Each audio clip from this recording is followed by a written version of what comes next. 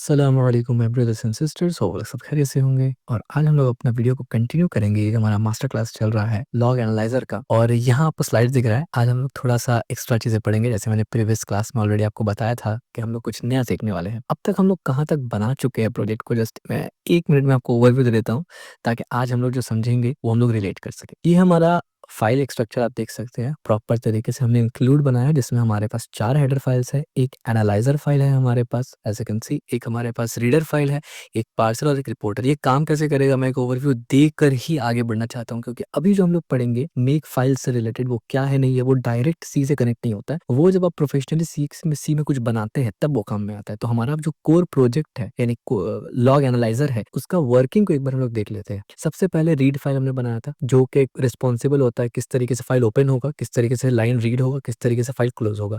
उसके बाद हमने पार्सर बनाया था। पार्सर में रिस्पॉन्सिबल है कि किस तरीके से पार्स होगा, लाइन बाय लाइन जो पार्सिंग होगा वो किस तरीके से होगा, यानी पूरा लॉजिक, पार्सिंग का लॉजिक। इसमें आप फ्यूचर में आके चेंजेस भी कर सकते हैं अलग अलग फॉर्मेट्स के लिए। इसके बाद हम लोगों ने किया एनालाइजर। एनालाइजर में क्या था, ये रिस्पॉन्सिबल था एनालाइजर को इनिशियलाइज करने के लिए, लाइन प्रोसेस करने के लिए, टॉप एरर्स को गेट करने के लिए, और आखिर में एनालाइजर को क्लीन करने के लिए। ये सब लॉजिक ये ले रहा था। इसके बाद एक हमने सेपरेट एनालाइजर से अलग रिपोर्ट रखा था, रिपोर्ट डॉट एच। इसका काम था या तो समरी प्रिंट करेगा या टॉप एरर्स, इसका लॉजिक को ये हैंडल करेगा। देन हम लोगों ने एसआरसी में यानी सोर्स फाइल में अपना एग्जैक्ट लॉजिक इंप्लीमेंट करना शुरू किया। सबसे पहले हमने फाइल हेडर को इंप्लीमेंट किया कि किस तरीके से फाइल ओपन होगा, यहाँ हमने लॉजिक लिखा। लाइन रीड्स कैसे करके होगा हमने ये लिखा, और फाइल क्लोज कैसे होगा इसका लॉजिक लिखा। उसके बाद हम लोगों ने पार्सर में गए। पार्सर में हम लोगों ने, ये थोड़ा सा मैं बड़ा कर देता हूँ, पार्सर में हम लोगों ने लॉजिक लिखा किस तरीके से लाइन प्रोसेस होगा। उसके बाद जो दूसरा हमारा फंक्शन था वो हमने पार्सर में नहीं बल्कि एनालाइजर में लिखा। ठीक है, एज यू कैन सी, अगर मैं आपको हेडर फाइल पार्सर का खोल के दिखाऊं ना, ये हमारा पार्सर का हेडर फाइल है और इसमें पार्सर लॉग लाइन्स है, और यहाँ पर हमने पार्सर लॉग लाइन्स का पूरा जो लॉजिक था वो लिखा। देन एनालाइजर में जब हम लोग जाते हैं तो यही प्रोसेस लॉग लाइन एक एनालाइजर में भी मौजूद है, एज यू कैन सी ये। तो उसके बाद हमने उसका लॉजिक लिखा। देन टॉप एरर्स किस तरीके से गेट करेंगे उसका लॉजिक लिखा, और फिर आखिर में क्लीन अप किया। उसके बाद जाके हमने रिपोर्ट को किस तरीके से, यानी यहाँ पर लिनक्स का सिस्टम हमने बनाया कि अगर लिनक्स में है तो टर्मिनल में कैसे दिखेगा। फिर हमने प्रिंट का फंक्शन दिया, यानी जो हमारा यूजेज होगा, बेसिक यूजेज किस तरीके से हमारे टूल का इस्तेमाल कर सकता है यूजर, वो CLI के लिए खास करके। देन हमने टॉप एरर्स का लॉजिक दिया, यानी ये टॉप एरर का लॉजिक इस बेसिस पर है कि अगर यूजर ने टॉप एरर चूज किया तो समरी नहीं दिखेगा, टॉप एरर दिखेगा। और फिर यहाँ पर हमारा ये फंक्शन हो जाता है नॉर्मल, ये क्योंकि ये रिपोर्ट से रिलेटेड है। और उसके बाद हम लोगों ने अपना मेन फंक्शन लास्ट वीडियो में कवर किया था, जिसमें हम लोगों ने ये प्रिंट यूजेज को डिटेल में दिखाया था, यानी पूरा CLI का फाउंडेशन था यहाँ पर। और ये जो हमारा main.c फाइल है ये पूरा वर्क फ्लो कंट्रोल करता है। सबसे पहले क्या चेक होगा, उसके बाद किस तरीके से इनिशियलाइजेशन होगा, बाय डिफॉल्ट वैल्यू होगा, और ये हमारा मेन लूप चल रहा था जिसमें कौन कौन सा फ्लैग यूजर दे रहा है वो देखा जाएगा। फिर फाइल है कि नहीं है वो चेक होगा, फाइल ओपन हुआ कि नहीं वो चेक होगा, मेमोरी एलोकेट हुआ या नहीं हुआ वो चेक होगा, यानी पार्सिंग हुआ या नहीं हुआ वो चेक होगा। पार्सिंग होने के बाद एनालाइजिंग यहीं पर हो जाएगा, और उसके बाद जाके यूजर को रिजल्ट मिल जाएगा यहाँ, और फिर हमारा ये पूरा का पूरा फाइल क्लोज हो जाएगा। तो ये तो था हमारा कोर लॉग एनालाइजर का पूरा लॉजिक, किस तरीके से सब आपस में कनेक्ट होते हैं, और ये सब फाइल्स जो इसमें है वो सब हमने देख लिया। ना लॉग फाइल हमने बनाया था, यहाँ पर हमने sample.log नाम से एक फाइल डाला हुआ है, ये आपको गिटहब पे मिल जाएगा, मैंने डाल दिया। ये सैंपल लॉग है, ठीक है। अब लॉग नॉर्मली अलग अलग कंपनी के अलग अलग फॉर्मेट्स के हिसाब से होते हैं। सबसे कॉमन होता है टेक्स्ट लॉग, ये एज यू कैन सी ये टेक्स्ट फॉर्मेट में लिखा हुआ है। ये है ईयर, ये है मंथ, और ये है डे, ये है आवर्स, ये है मिनट्स, और ये है सेकंड, और उसके बाद इन्फो, वार्निंग या एरर, और उसके बाद उसका नाम। तो ये एक जर्नल स्टैंडर्ड होता है। अगर फॉर्मेट थोड़ा सा चेंज है तो आप यहाँ पर जाके पार्सिंग के अंदर जाके और एनालाइजर के अंदर जाके लॉजिक थोड़ा सा चेंज कर सकते हैं। ये टोटली बहुत ईजी हो जाएगा, क्योंकि हमने ऑलरेडी मॉड्यूलर कोड बनाया हुआ है।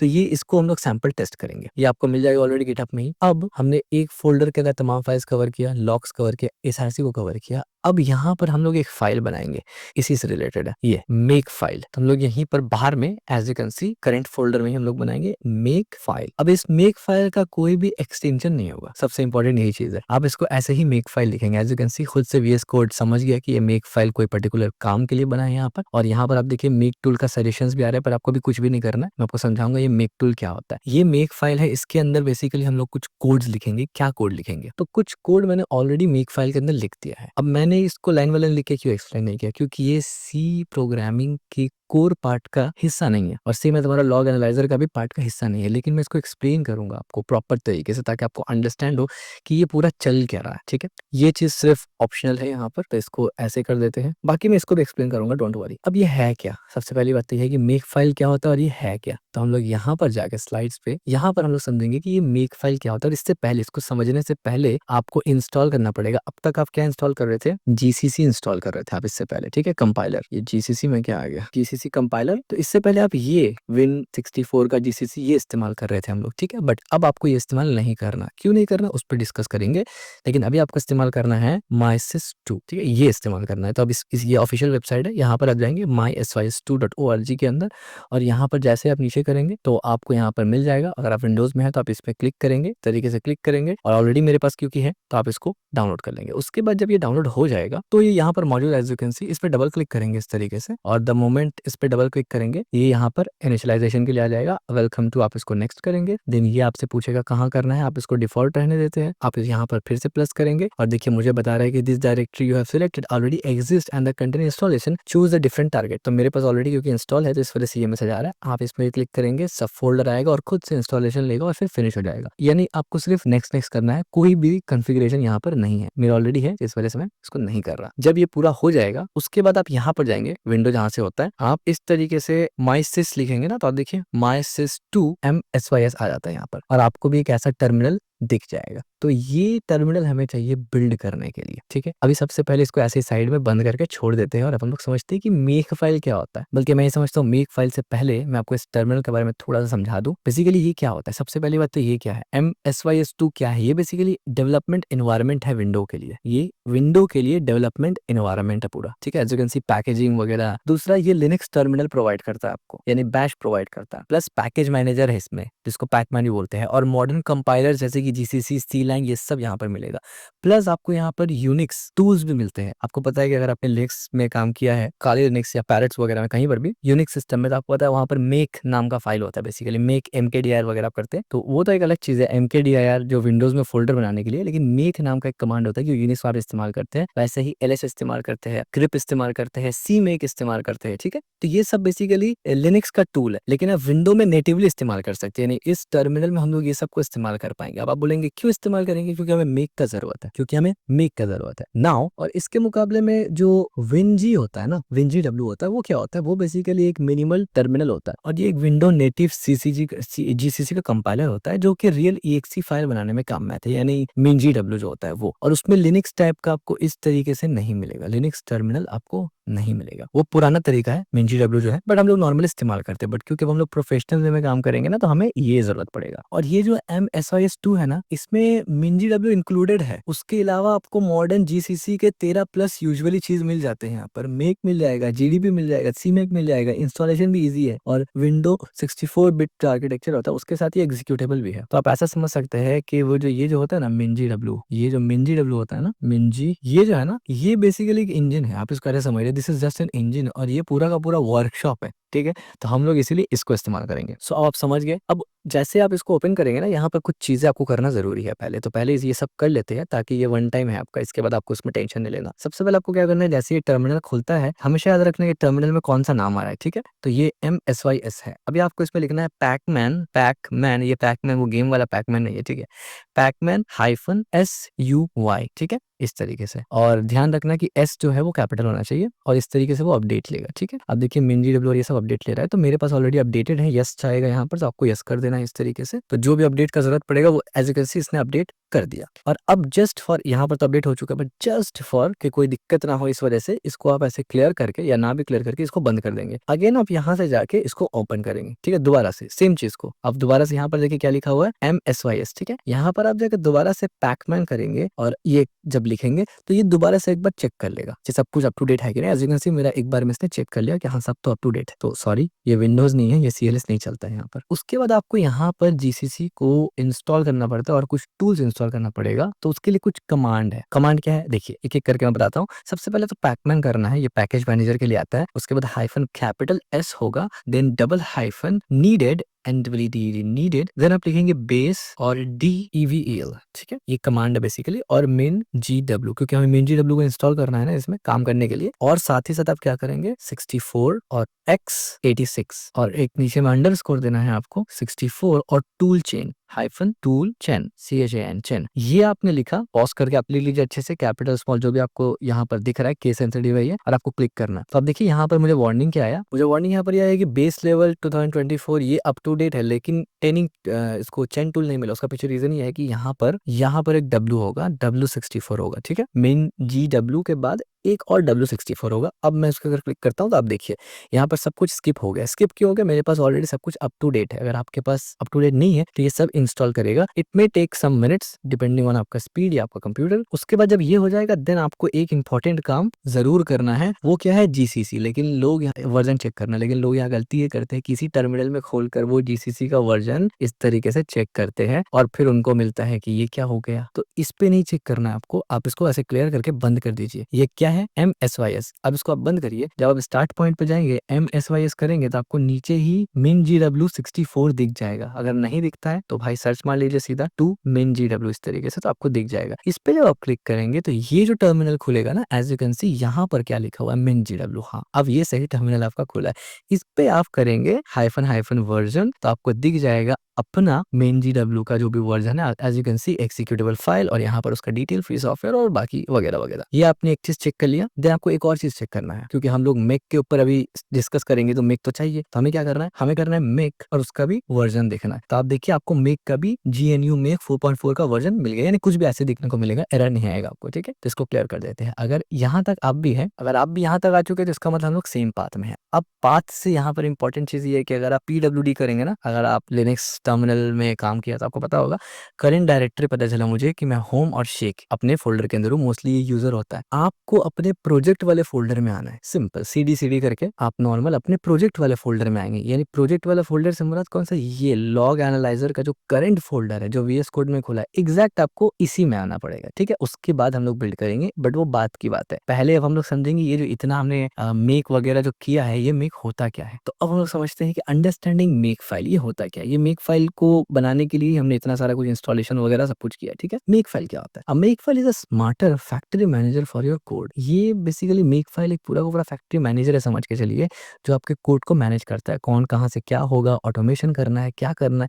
यानी एक सुपरवाइजर है जो आपके प्रोजेक्ट का छोटा छोटा काम का ध्यान रखता है। It only rebuild what change, remember dependency and save time and mistakes. यानी अगर आपने किसी और प्रोग्रामिंग लैंग्वेज में काम किया है, जो मैं मान के चल रहा हूँ कि नहीं किया होगा, आप बिल्कुल फ्रेशर इस डोमेन में, CS के डोमेन में, इसलिए मैं आपको ये भी एक्सप्लेन करके चलता हूँ कि बेसिकली हर प्रोग्रामिंग लैंग्वेज में या हर इकोसिस्टम में ना कुछ ऐसे मैनेजर्स होते हैं। जैसे हमारे यहाँ पर NPM मैनेजर भी है, अगर आप वेब डेवलपमेंट है तो पाइथन में NVM, और दूसरा भी है एनवायरमेंट वेरिएबल वगैरह के लिए आता है, जो मैनेज करता है आपका डिपेंडेंसीज को। इसका मतलब क्या हुआ? मतलब यह हुआ कि डिपेंडेंसी का मतलब ये हुआ कि आपका जो प्रोजेक्ट है वो किन चीजों के ऊपर डिपेंडेंट है। अगर उसको हटा दिया जाए तो प्रोजेक्ट काम नहीं करेगा, उसको डिपेंडेंसी बोलते हैं। हमारे केस में डिपेंडेंसी क्या है? ये हेडर फाइल्स, इंक्लूड फाइल, ये डिपेंडेंसी है हमारे केस में। सेम एज हमारे केस में ये भी डिपेंडेंसीज है, ये जो C स्टैंडर्ड लाइब्रेरी से आ रही है, ये सब डिपेंडेंसीज है। इनमें से एक भी अगर उड़ गया तो फिर हमारा कोड नहीं चलेगा, ठीक है। तो डिपेंडेंसी को मेंटेन करने के लिए आता है। अब बिल्ड टूल क्या होता है? बेसिकली मेक फाइल से आप बनाते क्या है ना, build tool, automation, build process, ये बनाते हैं। इससे बेनिफिट क्या होता है? देखिए ये जो पूरा कोड हमने लिखा, अब इसको एक बार हमें बिल्ड करना होगा। एक बार बिल्ड कर देंगे, एक एग्जीक्यूटेबल फाइल मिल जाएगा हमें, और बस उसी फाइल को लेके इस्तेमाल करते रहो, कोई दिक्कत नहीं। दोबारा कब बिल्ड करना होता है? कभी भी अगर आप अपने सोर्स कोड में कोई भी चेंज करते हैं या हेडर फाइल में कोई चेंज करते हैं, तब जाके आपको इसको एक बार और बिल्ड करना पड़ता है। और दूसरी बार जब आप बिल्ड करेंगे आपको सिर्फ एक कमांड चलाना पड़ता है, इतना सेटअप नहीं करना पड़ेगा। ये वन टाइम सेटअप था, ठीक है। ये आपका टाइम को बचाता है। हम लोग ये क्यों कर रहे हैं? क्योंकि इंडस्ट्री में ऐसे ही काम होता है। C प्रोग्रामिंग लैंग्वेज में जितनी भी चीजें बनी हैं या कोई भी बड़ा प्रोजेक्ट बनता है तो वहां पर उसको बिल्ड टूल से बिल्ड किया जाता है, मेक से ही बिल्ड किया जाता है, ठीक है, ताकि उसको मैनेज करना आसान हो। क्योंकि हमारे यहाँ पर 4 सोर्स फाइल है, 5 टोटल सोर्स फाइल है, तो पांचों को कैसे करके आप कंपाइल करेंगे, पांचों को कैसे करके लिंक करेंगे, हर बार इसको करना बहुत टीडियस है, ठीक है। इसलिए हम लोग इसको ऑटोमेट करते हैं। तो automating build process from source code to executable file, यानी हर सोर्स कोड किस सीक्वेंस में जुड़ना चाहिए चाहिए, कब कैसे होना चाहिए, इसका जो कमांड होता है वो हम लोग एक बार लिख के ऑटोमेट करेंगे। हर बार सिर्फ एक वर्ड लिखेंगे और ये खुद से बिल्ड हो जाएगा। ये होता है मेकफाइल का बेनिफिट, ठीक है। अब what it actually is, makefile actually होता क्या है, यानी चलो ये तो समझ गए कि मेकफाइल बिल्ड में काम में आता है, लेकिन सीएस कंप्यूटर साइंस के डोमेन में ये स्टांस कहाँ करता है वो समझते हैं। Big picture overview, what is makefile. Makefile answers 4 question, 4 सवाल का जवाब मेकफाइल देता है। क्या फाइनल प्रोग्राम आपका ये है, यानी फाइनल जो कोड है वो आपका ये फाइनल कोड एकदम, ठीक है। कौन सा फाइल चाहिए बिल्ड करने के लिए ये बताता है, और किस तरीके से आपका मल्टीपल फाइल एक दूसरे के ऊपर डिपेंडेंट है इसका जवाब देता है, और कौन सा कमांड और कब, यानी कौन सा कमांड से आपका कोड चलेगा और कब चलेगा, कब नहीं चलेगा, ये 4 सवाल का जवाब मेकफाइल आपको देता है। यानी ये चारों चीज आप कंट्रोल कर सकते हैं मेकफाइल से। इसका मतलब आप अपना एंटायर कोड को कंट्रोल कर पा रहे हैं। Think of make as a smarter factory man. Nelson ने बताया, it's only rebuild what change, it's remember dependency, it's save time and mistakes. Without makefile large C project become chaos। यानी आप ये बोल सकते हैं कि अगर मेकफाइल इस्तेमाल नहीं करेंगे ना तो सी प्रोग्राम लैंग्वेज का कोड बहुत सारा मेस हो जाएगा, आप उसको कंट्रोल नहीं कर पाएंगे, कंफ्यूजन बढ़ेगा वहां पर। कंपाइलर एंड फ्लैग्स, अब यहाँ पर हम लोग देखते हैं। अब मेकफाइल आप समझ गए क्या होता है, क्यों इस्तेमाल कर रहे हैं, ईजी के लिए इस्तेमाल कर रहे हैं। लेकिन क्योंकि सी का कोड है और सी को कंपाइल और बिल्ड करने के लिए मेकफाइल का इस्तेमाल किया जाता है, इंडस्ट्री स्टैंडर्ड यही है, इसीलिए मैं आपको एक्सप्लेन कर रहा हूँ। तो हमने ये सब कोड यहाँ लिखा हुआ है। अब एक एक लाइन करके कोड को समझते हैं कि किसका क्या मतलब है, ठीक है। सबसे पहले आता है CC is equal to GCC. ये CC is equal to GCC क्या होता है, इसका मतलब ये है कि दिस सेट इज कंपाइलर, यानी हमने बता दिया कि हमारा कंपाइलर जीसीसी होगा। सी में बहुत सा कंपाइलर है, कुछ भी हो सकता है। सो एवरीवेयर सीसी जहां भी लिखा होगा अपेयर, तो वो एक्सपेंड करेगा, यानी उसका मतलब जीसीसी होगा, ठीक है। अब ये why not hard coded GCC everywhere, यानी इससे क्या होगा ना कि अगर हमने जीसीसी को सी के अंदर डाल दिया और कहीं भी इस्तेमाल करना होगा जीसीसी तो हम लोग सी को इस्तेमाल करते हैं। ऐसा क्यों किया हमने, डायरेक्ट जीसीसी क्यों नहीं लिख दिया, उसका रीजन ये है कि अगर हमें 10 जगह जीसीसी लिखना होगा हम 10 जगह जीसीसी लिख देंगे, फिर हमें दूसरा कंपाइलर इस्तेमाल करना है तो उसी 10 जगह जाके हमें चेंजेस करना पड़ेगा। जबकि अगर हम लोग एक बार जीसीसी के अंदर सीसी डाल देते हैं ना और हर जगह सीसी लिखते हैं और हमें कंपाइलर बदलना होगा तो हमें एक जगह आके सिर्फ चेंज करना है, बाकी जगह खुद से चेंज हो जाएगा, ठीक है। तो easy to switch to C language, यानी सी लैंग्वेज एक आपका कंपाइलर होता है, इजीली स्विच कर सकते हैं, तो सेंट्रलाइज कॉन्फ़िगरेशन हो जाता है, ठीक है, बेस्ट प्रैक्टिस। इसके बाद आता है सी फ्लैग्स। यहाँ पर एज यू कैन सी ये सी फ्लैग्स, ये 4-5 फ्लैग्स जो है इसको समझते हैं। सबसे पहले क्या है सी फ्लैग्स में, हाइफन वेल, हाइफन वेक्स्ट्रा या WXTRA और hyphen STD is equal to C99 और हाइफन O2 और हाइफन I, और यहाँ पर एग्जीक्यूटेबल का सिंबल दिया हुआ है यानी ./include। अब इसका मतलब क्या होता है, यहाँ पर भी एग्जैक्टली वही लिखा हुआ है, as you can see flag is equal to ये सब फ्लैग दिया हुआ है। तो ये फ्लैग्स है, आपको पता है फ्लैग्स क्या होते हैं, आपका जो टूल होते हैं उस पे अलग अलग ऑप्शंस को इस्तेमाल करने के लिए फ्लैग्स होते हैं। जैसे हमने भी अपने इसमें बनाया ना, हमने अपने प्रोग्राम में भी फ्लैग डाला है, एज यू कैन सी ये फ्लैग है हमारे इसमें, टॉप एरर फ्लैग है, ओनली है, हेल्प है, वर्जन है। तो हर कमांड लाइन टूल ऐसे काम करता है, और जो मेक है वो भी कमांड लाइन टूल ही है, ठीक है। अब यहाँ पर ऑप्शंस समझते हैं। सबसे पहले हाइफन वेल क्या होता है, enable common warnings, logical bug and mistakes, यानी हाइफन वेल अगर लगा देते हैं ना तो कंपाइल टाइम में, बिल्डिंग टाइम पे कोई भी एरर है, कॉमन एरर या मिस्टेक या बग, कुछ भी ऐसा चीज है जो वार्निंग है आमतौर पे इग्नोर हो जाता है। हम लोग नहीं चाहते वो इग्नोर हो, क्योंकि बिल्ड एक बार कर रहे हैं और एग्जीक्यूटेबल फाइल इस्तेमाल करेंगे बार बार, तो बिल्ड प्रोसेस परफेक्ट होना चाहिए। इसलिए जो भी एरर्स है जो भी है भाई दिखा दो, हमें सब दिखना है, फुल वर्बोसिटी, ठीक है। वर्बोसिटी का मतलब मोस्ट इन्फॉर्मेशन। इसके बाद आता है हाइफन WXTRA, इसका मतलब क्या होता है, enable more warnings, unusual variables, risky code, यानी ऐसा चीज जो कोड में मौजूद है हमारे लेकिन इस्तेमाल नहीं हो रहा, यानी सी प्रोग्रामिंग का सोर्स फाइल में यहाँ मौजूद है बट इस्तेमाल नहीं हो रहा है हमारे पास, या फिर कोई कोड ऐसा है जो रिस्की है, बेस्ट प्रैक्टिस फॉलो नहीं किया जा रहा, उसको बता दो। यानी कोई भी किस्म का रिस्क हमें नहीं लेना, डिफेंसिव प्रोग्रामिंग सोच के हम लोग यहाँ पर कर रहे हैं। तो इससे क्या होगा, और भी एक्स्ट्रा वार्निंग्स वगैरह अगर है हमारे कोड में कंपाइल करते वक्त उसको मिलता है तो वो हमें देगा, यानी कंपाइलर को हम लोग बहुत स्ट्रिक्टली कंपाइल करने का यहाँ पर कमांड दे रहे हैं। इसके बाद है hyphen STD is equal to C99, यानी इनफोर्स C99 स्टैंडर्ड, यानी हम लोग बोल रहे हैं कि ये जो स्टैंडर्ड चाहिए, आपको पता है सी का बहुत सा वर्जन है लेकिन C99 जो है वो स्टैंडर्ड वर्जन है और वो पोर्टेबल है मॉडर्न सी में, इसलिए हम लोग इन्फोर्स कर रहे हैं कि सी स्टैंडर्ड का हमें चाहिए भाई, ठीक है। अगर ये नहीं करते तो वो अपने हिसाब से देख लेता, ठीक है। और इसको करने का रीजन क्या है, ये मॉडर्न है प्लस ये पोर्टेबल है, कोई भी हमारा कोड किसी भी आर्किटेक्चर, किसी भी सिस्टम, किसी भी ऑपरेटिंग सिस्टम में इस्तेमाल कर पाएगा। आप उसको exe फाइल देंगे वो कहीं भी इस्तेमाल करेगा, ठीक है, लिनक्स हो, मैक हो या विंडोज हो। इसके बाद क्या है हाइफन O2। O2 क्या होता है, optimisation level 2 fast safe optimisation, यानी MKDIR MK जो टूल है उसमें ऑप्टिमाइजेशन का कुछ लेवल्स होता है, तो हमने यहाँ पर लेवल 2 दिया। लेवल 2 इसलिए दिया क्योंकि मोस्ट ऑफ द टाइम यहाँ पर लेवल 2 का ज़रूरत पड़ता है, यानी ये एक आप ऐसे बोल सकते हैं कि एक कन्वेंशन है इस डोमेन में, ठीक है? इसका कोई सेट ऑफ रूल नहीं है, बदल भी सकते हैं इसको, लेकिन जनरल कन्वेंशन यही है। इसके बाद -i बहुत इंपॉर्टेंट चीज़ है ये। -i और एग्जीक्यूटेबल फाइल यानी एग्जीक्यूटेबल एक्सेस करने के लिए इंक्लूड दिया। इट टेल्स द कंपाइलर कि हेडर फाइल इनसाइड इंक्लूड है, यानी -i से, और हमने यहाँ पर जो पाथ दिया है कि भाई ./include, इससे कंपाइलर को ये मालूम चलेगा कि जब हमारा सी फाइल को आप लोड करेंगे, ये जो सी फाइल का स्टार्टिंग पॉइंट ये मेन से होगा ना, तो जैसे आप मेन में जाएंगे तो आपको जैसे ही इनमें से कोई चीज का जरूरत पड़े हेडर फाइल्स का, तो आप कंपाइलर को ये बता रहे हैं कि इंक्लूड नाम का एक फोल्डर है, उसके अंदर आपको मेरे जितना भी हेडर फाइल है वो मिल जाएगा, और इसके अलावा जो हेडर फाइल है वो तो सी स्टैंडर्ड लाइब्रेरी में मिल जाएगा, ठीक है? तो इससे ये फायदा होगा कि हमें ये सब हमें मैनुअली नहीं करना पड़ेगा, अदरवाइज हमें मैनुअली कंपाइल में लिखना पड़ता है कि भाई इंक्लूड यहाँ है, ये यहाँ है, ठीक है? तो इतना लिखना नहीं पड़ेगा। तो सी फ्लैग्स क्या कर रहा है, हमने 4 फ्लैग इस्तेमाल किए, बल्कि 5 फ्लैग इस्तेमाल किए। एक हमने वर्बोसिटी को ऑन किया कि भाई जो भी एरर्स वगैरह, एरर्स भी नहीं बल्कि वार्निंग्स है, एरर आएगा तो बिल्ड ही नहीं होगा, जो वार्निंग्स है वो दिखाओ। दूसरा और वार्निंग दिखाओ, कोई कोड में रिस्की है वो भी दिखाओ। तीसरा हमने बोला C99 स्टैंडर्ड ही हमें चाहिए, इसी वर्जन का चाहिए हमें, और एग्जीक्यूटेबल फाइल लाके दो, पोर्टेबल होगा ये। और दूसरा ऑप्टिमाइजेशन लेवल हमने इंडस्ट्रियल स्टैंडर्ड के हिसाब से O2 O3 इस हिसाब से गए, और हमने कंपाइलर को बोला कि हमारा जो हेडर फाइल है, जो लाइब्रेरी फाइल हमने बनाया है वो इंक्लूड के अंदर रखा हुआ है। याद रखिए ये आप अपने हिसाब से ही देंगे, यानी ये फोल्डर आपका ये इसको फॉलो करता हुआ रहेगा, ठीक है? इसीलिए हमने स्टार्टिंग में साथ में बनाया ताकि आपको कोई एरर ना आए। This is like telling a factory use strict quality check, modern standard and optimise performance. अब देखिए यहाँ पर वही हुआ ना कि स्ट्रिक्ट क्वालिटी चेक करो, पहले कोई भी दिक्कत है बताओ, मुझे सॉल्व करना पड़ेगा। दूसरा मॉडर्न स्टैंडर्ड के हिसाब से चलना है, यानी ये दोनों, और फिर तीसरा ऑप्टिमाइज कर दिया कि मुझे ये बार बार करना नहीं पड़ेगा हार्ड कोडेड। तो ये वाला लाइन भी हमने सॉल्व कर लिया सिंपली। अब इसके बाद आप देखिए LDF फ्लैग्स, ये खाली है, इसको इंटेंशनली खाली रखा गया। क्यों? क्योंकि अगर आगे मान लीजिए कोई और ऑप्टिमाइजेशन या कुछ एडिशन का जरूरत पड़ा तो हम लोग इससे कर सकते हैं, इसलिए इसको ऐसे रख दिया, ठीक है? इसके बाद है टारगेट, सोर्स DIR SRC, और ऑब्जेक्ट DIR INC DIR और लॉग DIR। अब इसमें क्या है देखिए, इसमें लॉग एनालाइजर जाएगा, यानी टारगेट समझाता हूँ इसका मतलब क्या है, SRC object include and logs. अब यहाँ पर आगे करके समझते हैं। प्रोजेक्ट स्ट्रक्चर और वेरिएबल, हमारा टारगेट क्या है, log analyser. The final executable name, यानी ये जो नाम है ना, ये एग्जैक्टली हमारे टूल का नाम बनेगा, इसी नाम को लिख के आप टूल को एक्सेस करेंगे, ठीक है? और ऑफकोर्स ये जो साइन होता है ना, ये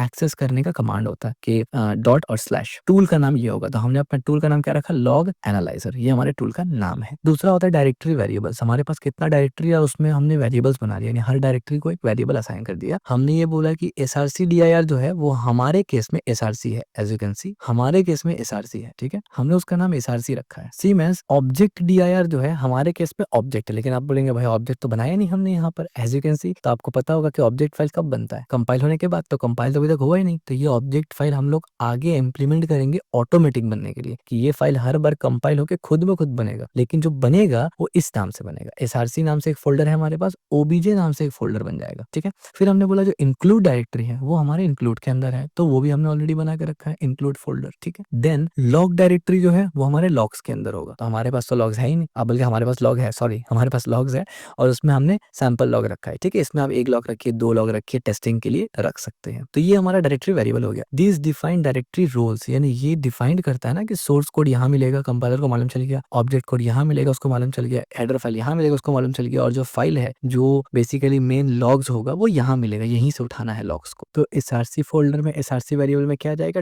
.c सोर्स फाइल जाएगा। ऑब्जेक्ट फोल्डर में क्या जाएगा, कंपाइल्ड होके जो फाइल आएगा ना, .o ऑब्जेक्ट फाइल, ये उसमें जाएगा। इंक्लूड में .h फाइल्स रहेगा, और लॉग्स में टेस्टिंग इनपुट या एक्चुअल इनपुट रहेगा। This separation is a professional project layout. Professionally जब आप काम करते हैं ना, ऐसे ही सेपरेट करते हैं ताकि मैस ना हो, क्योंकि आप लार्ज नंबर पे सोचते हैं, बहुत ज्यादा यानी वॉल्यूम पे सोचते हैं, तब जाके आपको ऐसा करना जरूरी है, ठीक है? इसके बाद automatic source and object discovery, बहुत इंपॉर्टेंट चीज है। ये आपका काम को बहुत आसान करेगा, जिंदगी आसान करेगा, तो इसको समझेंगे। अब देखिए सोर्स ऑब्जेक्ट, ठीक है? ये दोनों पहले समझते हैं कि ये है क्या। यहाँ पर हम लोग ऑटोमेशन परफॉर्म कर रहे हैं बेसिकली। सबसे पहले हमने एक वेरिएबल बनाया सोर्स, और उसके बाद हमने क्या किया, हमने बोला हैशटैग वाइल्ड कार्ड। अब देखिए वाइल्ड कार्ड का मतलब ये होता है कि ऑल, सब, इसको एब्स्ट्रैक्ट से भी रिप्रेजेंट किया जाता है, इस चीज से भी रिप्रेजेंट किया जाता है, ठीक है? हमने बोला ऑल और सोर्स DIR और abstract.c इसका मतलब क्या है? ये रिजेक्ट्स की तरह आपको लग रहा होगा, बहुत सिंपल है। देखिए, हमने बोला कि भाई सबको सिलेक्ट करो सोर्स फाइल के अंदर जो भी .c का फाइल हो, सिंपल। तो ये क्या करेगा? वाइल्ड कार्ड स्कैन का मतलब है कि पूरा स्कैन करेगा उस चीज को, पूरा फोल्डर को स्कैन करेगा और फाइंड करेगा ऑल .c फाइल ऑटोमेटिकली। इससे बेनिफिट ये होगा, कल को अगर आप इसमें और अपना फाइल ऐड करते हैं, 10-15 फाइल ऐड कर देते हैं इसमें और सोर्स फाइल, तो ये खुद ब खुद उसको ऐड कर देगा सोर्स ऑब्जेक्ट में। यानी आपको मैनुअली जाके कमांड लाइन में लिखना नहीं पड़ेगा एक एक नाम, तो ये बचता है। ठीक है, you do not manually list the files, add new .c file, make file update automatically. तो ये आपका काम एक बना कि अब अगर आप सोर्स फाइल के अंदर कोई भी नया चीज ऐड करते हैं, आपको लोड लेना ही नहीं है कि वो बिल्ड कैसे होगा, वो खुद ब खुद बिल्ड हो जाएगा। यहाँ आके आपको चेंज नहीं करना पड़ेगा। ठीक है, तो ये हो गया फ्यूचर प्रूफ एक तरफ से। इसके बाद ऑब्जेक्ट फाइल, अब सेम काम ऑब्जेक्ट फाइल के भी करेंगे। तो ऑब्जेक्ट फाइल में हमने क्या किया? हमने सोर्स लिया और हमने src ऑब्जेक्ट लिया, उसके बाद हमने .c को ऑब्जेक्ट फाइल में डाल दिया। क्या मतलब, ये कर क्या रहा है? देखिए ये बेसिकली ट्रांसफॉर्म कर रहा है src main.c को ऑब्जेक्ट.main में। अब आप बोलेगे ये कैसे कर रहा है? भाई कंपाइल करते वक्त आपको पता है, आपको object file source file object file में जाता है ना, तो वहां पर जो सोर्स फाइल ऑब्जेक्ट फाइल में चेंज होता है, वो क्या करेगा ना, src से मेन या src से सोर्स फाइल को उठाएगा और कंपाइल करके ऑब्जेक्ट नाम का फोल्डर बना के उसमें डाल देगा, लेकिन नाम नहीं बदलेगा। यानी src फोल्डर में सोर्स है, वो एक ऑब्जेक्ट फाइल बना देगा जिसमें ऑब्जेक्ट फाइल होगा, लेकिन जो फाइल का नाम है वो नहीं बदलेगा, सिर्फ एक्सटेंशन बदलेगा। ठीक है, तो main.c src के अंदर है और main.o ऑब्जेक्ट फाइल के अंदर है। इससे एक स्ट्रॉन्ग कन्वेंशन और एक स्ट्रॉन्ग जो है प्रोफेशनल प्रैक्टिस रिप्रेजेंट किया जाता है। एंड src.c पार्सर इस तरीके से बन जाएगा ऑब्जेक्ट.c पार्सर, यानी ये मेंटेन करने के लिए बेस्ट हो जाता है। ठीक है, सो एवरी .c फाइल बन जाएगा .o file with the same name and a different directory. इससे क्या होगा कि आपको मेंटेन करना और मैनेज करना बहुत इजी हो जाएगा। This is called pattern substitution. ठीक है, the real world analogy, raw material, process component और फाइनल प्रोडक्ट, ये भी हमने समझ लिया। अब यहाँ पर आते हैं ऑटो क्रिएटेड डायरेक्टरी। जाहिर सी बात है, हमने यहाँ पर तो बोला ना, ऑटो खुद से क्रिएट हो जाएगा, खुद से स्कैन करेगा, ये ओबीजे फाइल बनाएगा। तो भाई इसका भी तो कोड लिखना होगा ना, ये फाइल कैसे बनाएगा, नहीं बनाएगा। तो यहाँ पर इस कोड का इम्प्लीमेंटेशन है, ये ऑटो क्रिएट डायरेक्टरी। तो इसको भी समझ लेते हैं। शेल mkdir, ये mkdir सिंपल वाला आपको पता है, मेक डायरेक्टरी होता है। -p क्या करता है ये मैं बताऊंगा आपको। ऑब्जेक्ट dir और log dir, what it does, ये कमांड क्या कर रहा है? Run the shell command before build start. Important point है, ये जो मेक फाइल है ना, ये तो बिल्ड करने के लिए काम में आता है, लेकिन मेक फाइल में हमने ये बताया कि भाई मेक फाइल को बिल्ड, यानी मेक फाइल जो खुद को बिल्ड करेगा, खुद को नहीं, बेसिकली हमारा सोर्स फाइल को उठा के बिल्ड करेगा। उससे पहले हमने बोला कि भाई ये फोल्डर्स वगैरह बना दो, ताकि बिल्ड के बाद सीधा उसी में डाल देना। ठीक है, तो हमने क्या बोला कि फोल्डर बनेगा कैसे करके, आपको पता टर्मिनल खोल के बनता है, और ये हमारे पास ऑलरेडी टर्मिनल है। ठीक है, तो यहाँ पर जो बिल्ड फाइल है वो खुद टर्मिनल खोलेगा और वो ये कमांड लगाएगा, mkdir -p ऑब्जेक्ट और लॉग्स। अब -p का मतलब क्या है? -p का मतलब है कि don't fail if already exist. अब जाहिर सी बात है, अगर आपने एक बार बिल्ड किया तब तो फर्स्ट टाइम obj और लॉग बन जाएगा, लेकिन फॉर सम रीजन आपने दोबारा अगर बिल्ड किया और आप -p नहीं लगाएंगे ना, तो वो एरर थ्रो करेगा। इसलिए क्योंकि वो बोलेगा भाई पहले से फाइल मौजूद है। तो हमें ये बात ऑलरेडी मालूम है कि जरूरी नहीं कि एक ही बार बिल्ड करेंगे, मल्टीपल टाइम बिल्ड्स की जरूरत पड़ सकता है। तो इसलिए हमने -p डाल दिया कि भाई अगर पहले से है तो कुछ मत करो, नहीं है तो बना दो। Error prevent building error. ठीक है, ये छोटा बात है लेकिन बहुत अनोइंग है। Why this matter? First time build won't fail with directory is not found, लेकिन no manual setup required work on any system. ठीक है, this automation is a discipline, और ये इंपॉर्टेंट है। यहाँ पर आप ऐसे करते हैं कि बिल्ड टूल एक बार बना लेते हैं, उसके बाद उसको नहीं छेड़ते, सोर्स कोड के साथ काम करते हैं। ठीक है, तो यहाँ पर आपने क्रिएट किया, क्या क्रिएट किया? ऑब्जेक्ट और लॉग्स। Now default target. अब हमारा डिफॉल्ट टारगेट क्या रहेगा? All target. This means make, this is equivalent to make dot analog. यानी हमने डिफॉल्ट टारगेट किसको रखा? इसको रखा, लॉग एनालाइजर को, क्योंकि यही हमारा डिफॉल्ट टारगेट है, इसी को चलाना है। तो हमने मेक को एनालाइजर कुछ लॉग एनालाइजर को जब मेक में डिफॉल्ट रखा, तो अब हम लोग सिर्फ मेक लिखेंगे तो खुद ब खुद इक्विवेलेंट टू ई हो जाएगा। यानी हम लोग चाहे तो मेक लॉग एनालाइजर लिख के बिल्ड कर सकते हैं, बट अगर हम लोग सिर्फ मेक भी लिख दे तो वो behind the scene make log analyser ही जाएगा वहां पर। ठीक है, तो इजी के लिए, सिंप्लिसिटी के लिए ये बिल्ड करते वक्त जरूरत पड़ेगा हमें। Why use all? Convention in makefile can add more dependency later, example all और इस तरीके से डॉक्स। ठीक है, तो ये कहीं काइंड ऑफ फ्यूचर प्रूफ के लिए हमने ऐसे छोड़ दिया। The first target in a make file become default if all isn't defined. इसके बाद आप देखिए लिंकिंग रूल्स हमने यहाँ पर, यानी यहाँ तक जो है ना बिल्ड का हमने लॉजिक लिख दिया। जैसे ही हम लोग मेक लिखेंगे, मेक बिल्ड के बाद मेक लिखेंगे तो ये चल जाएगा। ठीक है, यहाँ बिल्ड होना शुरू हो जाएगा। Now linking rules, final executable किस तरीके से बनेगा यहाँ पर, यानी यहाँ पर ये चीज। तब यहाँ पर देखिए टारगेट हमने बोला ऑब्जेक्ट्स फाइल, ट्रांसलेशन यानी इसका ट्रांसलेशन अगर आप समझे तो to build log analyser you need all object file. जाहिर सी बात है, हम हमारा जितना सारा सोर्स कोड है, as you can see 5 source code है हमारे पास, तो इस पांचों को अगर कंपाइल करेंगे तो 5 ऑब्जेक्ट कोड बनेगा ना। उन 5 ऑब्जेक्ट कोड को हमें किसी तरीके से एग्जीक्यूटेबल फाइल बनाना पड़ेगा एक जगह डाल के, तब जाके ना हम लोग का पूरा प्रोग्राम, पूरा का पूरा टूल एक एग्जीक्यूटेबल फाइल में आ जाएगा। ठीक है, तो उसी का यहाँ बात हो रहा है। तो कमांड यहाँ पर अगर हम लोग सीसी करेंगे, अब सीसी का मतलब आप समझ गए क्या है, ऊपर हमने रेफरेंस दिया था ना जीसीसी, यानी अब हम लोग बेसिकली कंपाइल कर रहे हैं ये इस तरीके से। तो हम लोग क्या कर रहे हैं, जीसीसी जितना भी ऑब्जेक्ट फाइल है वो सब, उसके बाद -o के बाद हमने टारगेट दे दिया और देन फ्लैग दे दिया। तो ये जो इतना छोटा सा टूल, ये इतना छोटा सा कमांड हमने लिखा ना, it is equivalent to this, यानी GCC obj main.o, obj parser.o, obj analyzer.o, obj header.o, या जितना भी हमने obj फाइल लिखा है वो सब, एंड देन -o के बाद लॉग एनालाइजर। तो इस तरीके से आप चारों को लिंक करते हैं, यानी चारों ऑब्जेक्ट फाइल को हमने लिंक किया। ठीक है, इट्स नॉट कंपाइलिंग, ठीक है, इट्स लिंकिंग। तो ये हमें मैनुअली नहीं करना पड़ेगा, ये भी ऑटोमेटिक हो जाएगा। ठीक है, क्योंकि ऊपर में हमने ऑब्जेक्ट फाइल का पूरा लॉजिक लिखा हुआ था कि ऑब्जेक्ट फाइल के अंदर जाके पूरा स्कैन करो, एसआरसी के अंदर जाके पूरा स्कैन करो, इस हिसाब से। ठीक है, व्हाट लिंकिंग डज, लिंकिंग क्या करेगा, takes all the object file, जितना भी ऑब्जेक्ट फाइल है वो सब ले लेगा। हमारे केस में 5 बनेगा क्योंकि 5 सोर्स फाइल है। रिजॉल्व रेफरेंस बिटवीन देम, उनके दरमियान जो भी रेफरेंस है ना एक दूसरे को कॉल करने का, उसको वो सेटअप करेगा। And create a single executable file, एक एग्जीक्यूटेबल फाइल बनाएगा जिसको आप रन कर सकते हैं। एड्स एनी रिक्वायर्ड लाइब्रेरीज वगैरह विया एलडी फ्लैग्स, एलडी फ्लैग्स की मदद से आप कोई लाइब्रेरी एक्स्ट्रा अगर डालना चाहे डाल सकते हैं, जो कि हम लोग अब इस्तेमाल नहीं करने वाले। ठीक है, तो ये क्या होगा, लिंकिंग प्रोसेस, यानी ये भी आपको करना पड़ता है हर बार जब आप बिल्ड करेंगे, लेकिन हमने इसको भी ऑटोमेट कर दिया। ठीक है, इस कमांड से ऑटोमेट कर दिया, खुद ब खुद समझ लीजिए ये कमांड इस तरीके से बन के जाएगा। हालांकि यहाँ पर 1-2 नाम मिसिंग है, वो सब नाम आ जाएगा, ऑब्जेक्ट फाइल के अंदर जो जो नाम रहता है वो सब आ जाएगा। और टारगेट में हमने ऑलरेडी क्या सेट किया था, अगर मैं आपको यहाँ पर से दिखा भी दूं ना, जस्ट फॉर रेफरेंस, हमने यहाँ पर टारगेट ऊपर में ही देखा था, ये देखिए नहीं, ये नहीं, इसके ऊपर ये रहा टारगेट, हमने क्या रखा था, लॉग एनालाइजर। तो यहाँ पर भी जब हम लोग टारगेट में आएंगे ना, एज यू कैन सी, तो आप देखिए यहाँ पर खुद से लॉग एनालाइजर आ गया। ठीक है, -o के बाद टारगेट में लॉग एनालाइजर आ गया। तो ये सब हमने ऑटोमेट किया। इसके बाद कंपाइलेशन रूल्स एंड पैटर्न। अब ये तो लिंकिंग था ना, कंपाइलेशन तो था नहीं, अब कंपाइल भी तो करना पड़ेगा। तो कंपाइलेशन का रूल्स क्या है वो देखिए। तो यहाँ पर अब हम लोग देखते हैं। अब आप देखिए ऑब्जेक्ट dir और src dir, this is the heart of makefile, ये सबसे इंपॉर्टेंट होता है। इसका मतलब क्या है, एनी ओ फाइल यानी एनी डॉट ओ, इसका मतलब object file come from dot C, यानी इससे, यानी जितना भी ऑब्जेक्ट फाइल है जो कि ओबीजे फोल्डर के अंदर मिल रहा है आपको, वो डॉट सी फाइल ही होगा और वो आएगा या आ रहा है एसआरसी फोल्डर के अंदर। ठीक है, तो इस पे हमने क्या किया ना, हमने यहाँ पर एक, ये तो आप समझ गए। इसके बाद हमने एक कमांड इस्तेमाल किया, ये इससे और सिंप्लिसिटी बढ़ जाता है। हमने कमांड इस्तेमाल किया यहाँ पर क्या, सीसी, अगेन सीसी का मतलब जीसीसी। ठीक है, उसके बाद हमने क्या इस्तेमाल किया, CF फ्लैग्स। अब आपको मैं याद दिला दूं कि CF फ्लैग्स हमने यहाँ इस्तेमाल किया था, C flags, as you can see. इसमें कितना कुछ था, हाँ, इसमें हमने रूल्स बताया था कि भाई हमें एरर्स यानी जो वार्निंग है वो देना चाहिए, स्टैंडर्ड लगाओ, ये करो, और इंक्लूड फाइल में हमारा हेडर फाइल्स है। ठीक है, ये इसका रेफरेंस वहां पर हमने दिया।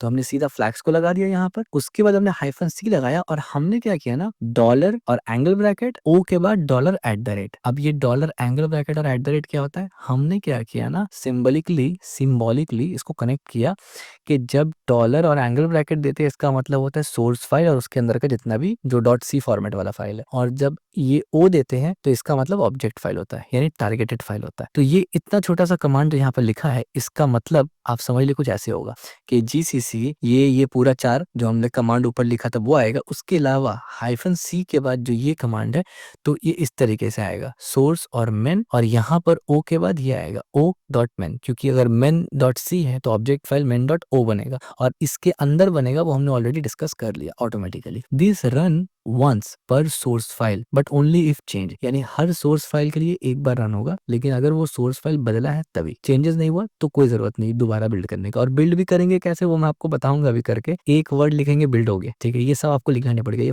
सिर्फ फर्स्ट टाइम है। इसके बाद रन टारगेट कन्वीनियंस।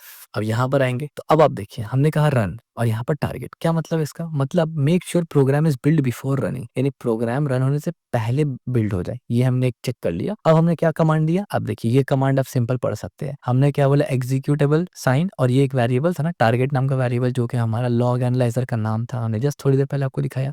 उसके बाद लॉग dir था, लॉग dir में क्या था इसको भी देख लेते हैं। तब देखिए लॉग dir को हमने लॉग्स में रखा था सबसे पहले, यानी लॉग dir में हमें लॉग्स का फोल्डर मिलेगा। ठीक है, इसके अंदर लॉग्स का फोल्डर, लॉग्स का मतलब उसके अंदर हमारा एक्चुअल लॉग फाइल होगा, ठीक है। और यहाँ पर हमने वही काम किया, as you can see log files, ठीक है। तो यहाँ पर आके क्या कर रहे हैं हम लोग, बेसिकली हम लोग ये कर रहे हैं कि कमांड लाइन में हमारा नाम गया, यानी डॉट स्लैश हमारा लॉग एनालाइजर का नाम गया, उसके बाद लॉग फाइल गया, यानी लॉग फोल्डर गया, नॉट फाइल गया, और उस फोल्डर में से एक फाइल निकल के आएगा सैंपल लॉग। और एग्जैक्टली हमने यही चीज यहाँ पर डिटेल में समझाया था आपको कि यूज करने का तरीका क्या होगा, यूजेज का तरीका क्या होगा।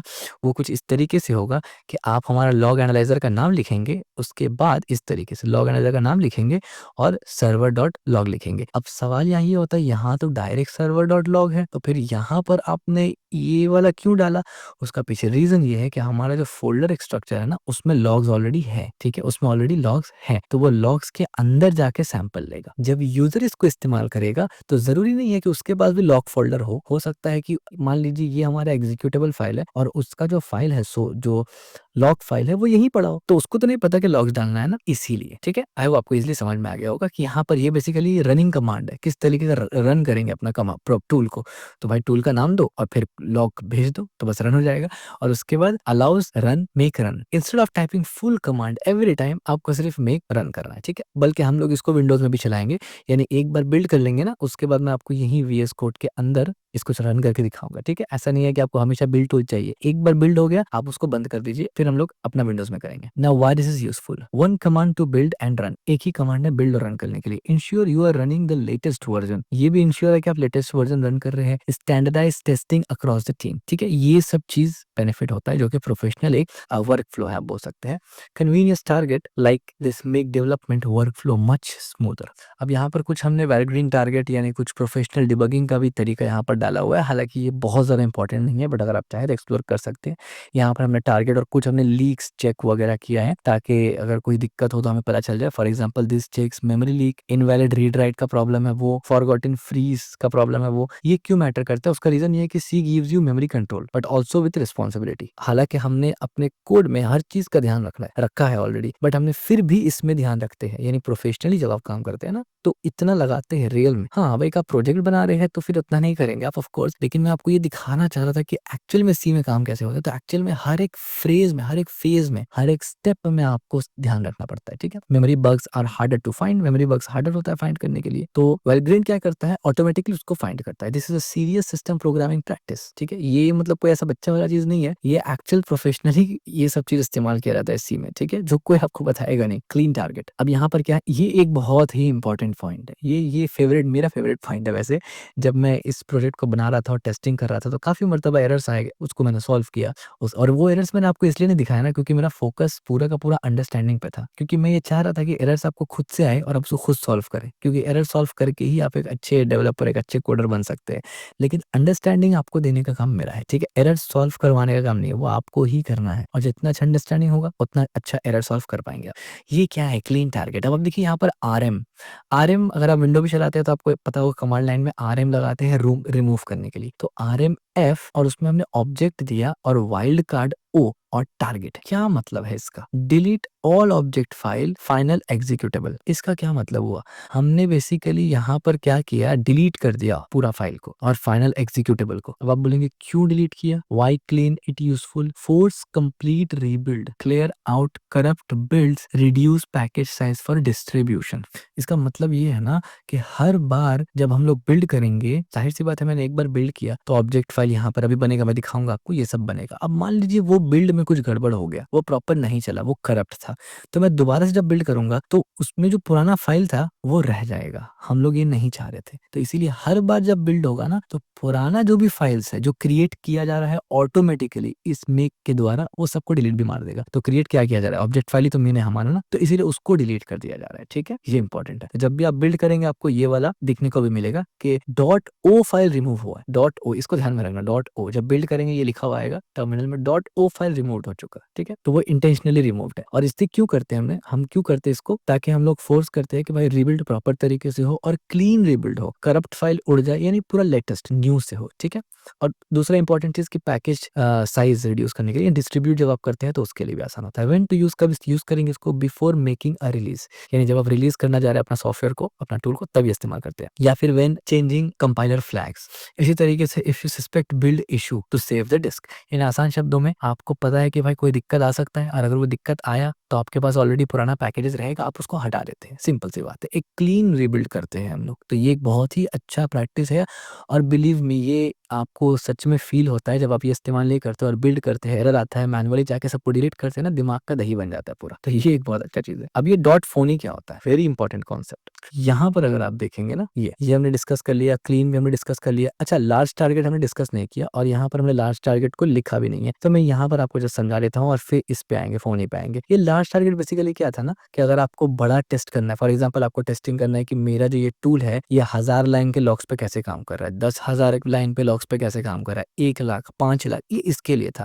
हमने इसको इसलिए यहाँ पर ये कर दिया, कमेंट कर दिया, बल्कि मैं इसको रिमूव कर देता हूँ यहाँ से। उसका रीजन क्या है पता है?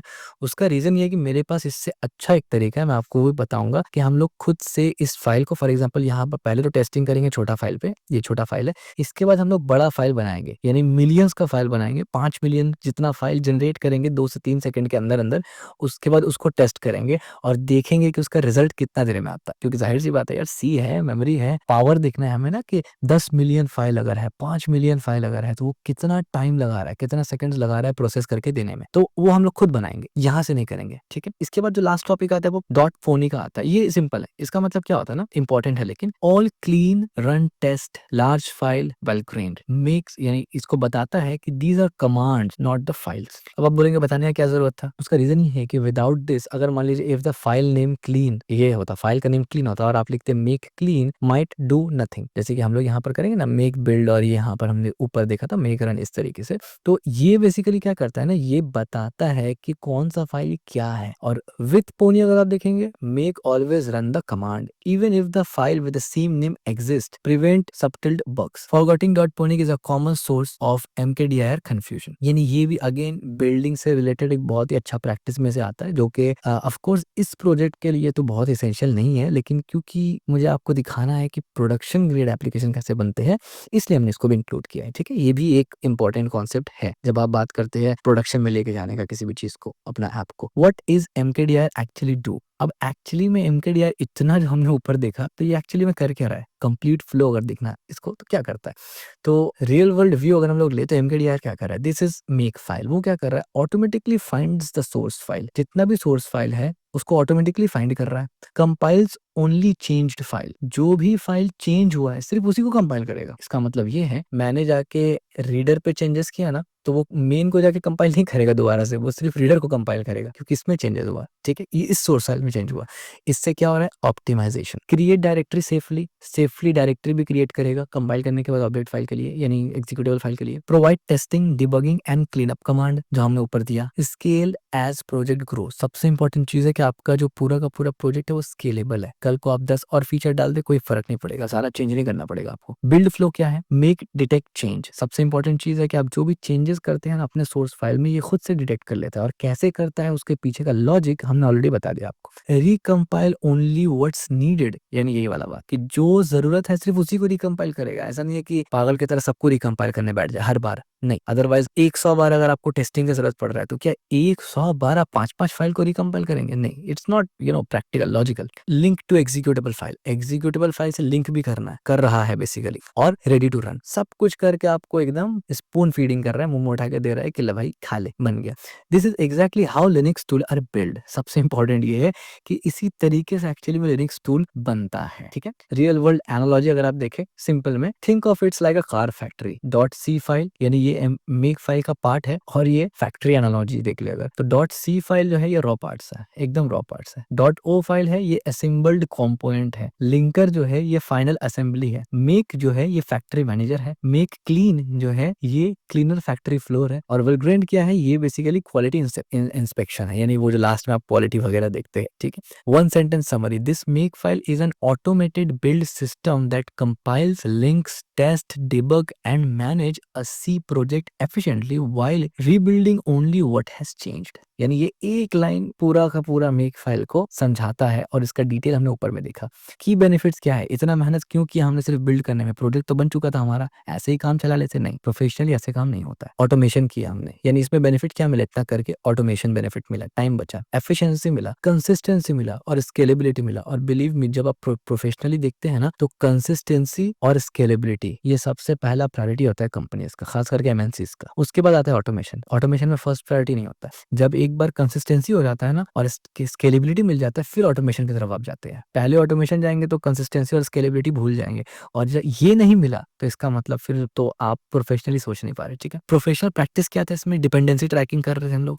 डिपेंडेंसी ट्रैकिंग का मतलब देखिए, वर्ड बहुत भारी लगता है, डिपेंडेंसी ट्रैकिंग, भाई ये वही था। यहाँ पर जो हमने ऑब्जेक्ट फाइल के अंदर वाइल्ड कार्ड लगाया था ना, कि जितना भी फाइल बाद में भी आ जाए तो उसको तुम स्कैन करो, वही था dependency tracking, that's it. Automate testing क्या था वो हमने ऑलरेडी बताया आपको, मेमोरी डिबगिंग और clean build process. Next step, try your own make file for a project, start a simple, add complexity as needed. यानी अब वक्त आ चुका है कि हम लोग इसको टेस्टिंग कर ले इन डिटेल। तो ये जो कोड है ये आपको मिल जाएगा, मेक फाइल का जो कोड है ये आपको मिल जाएगा, और इसलिए मैंने इसको लिखा नहीं हाथ से, यानी लिख लिख के बताया नहीं। क्यों? क्योंकि इसका जरूरत नहीं है। ये एक ऐसा चीज है कि जो आपको समझना जरूरी है इस पोजीशन पे। हालांकि इस पे तो बस समझाने के एतबार से भी कोई बात नहीं करता इस पे, बट ये जरूरी है। बाकी ये बहुत एडवांस लेवल पे आप चलेगा अगर आप इसको प्रॉपर तरीके से स्टडी करते हैं, तो ये बहुत ये आपको मोस्टली कंपनीज में ही आप करते हैं, इंडिविजुअली कोई नहीं करता, इतना ज्यादा नहीं। अगर कोई जा रहा है तो बहुत अच्छी बात है। तो इसको मैं यहाँ से गिटहब पे पुश कर देता हूँ और इसको यहाँ से पुश कर देते हैं। तो हम लोग शुरू कहाँ से किए थे, हम लोग सी एब्सोल्यूट बिगिनर सीरीज से शुरू किए थे, जहाँ पर हम लोग बेसिक्स, वेरिएबल्स और ये सब पढ़ना शुरू किया था। फिर हमने उसको कंप्लीट किया।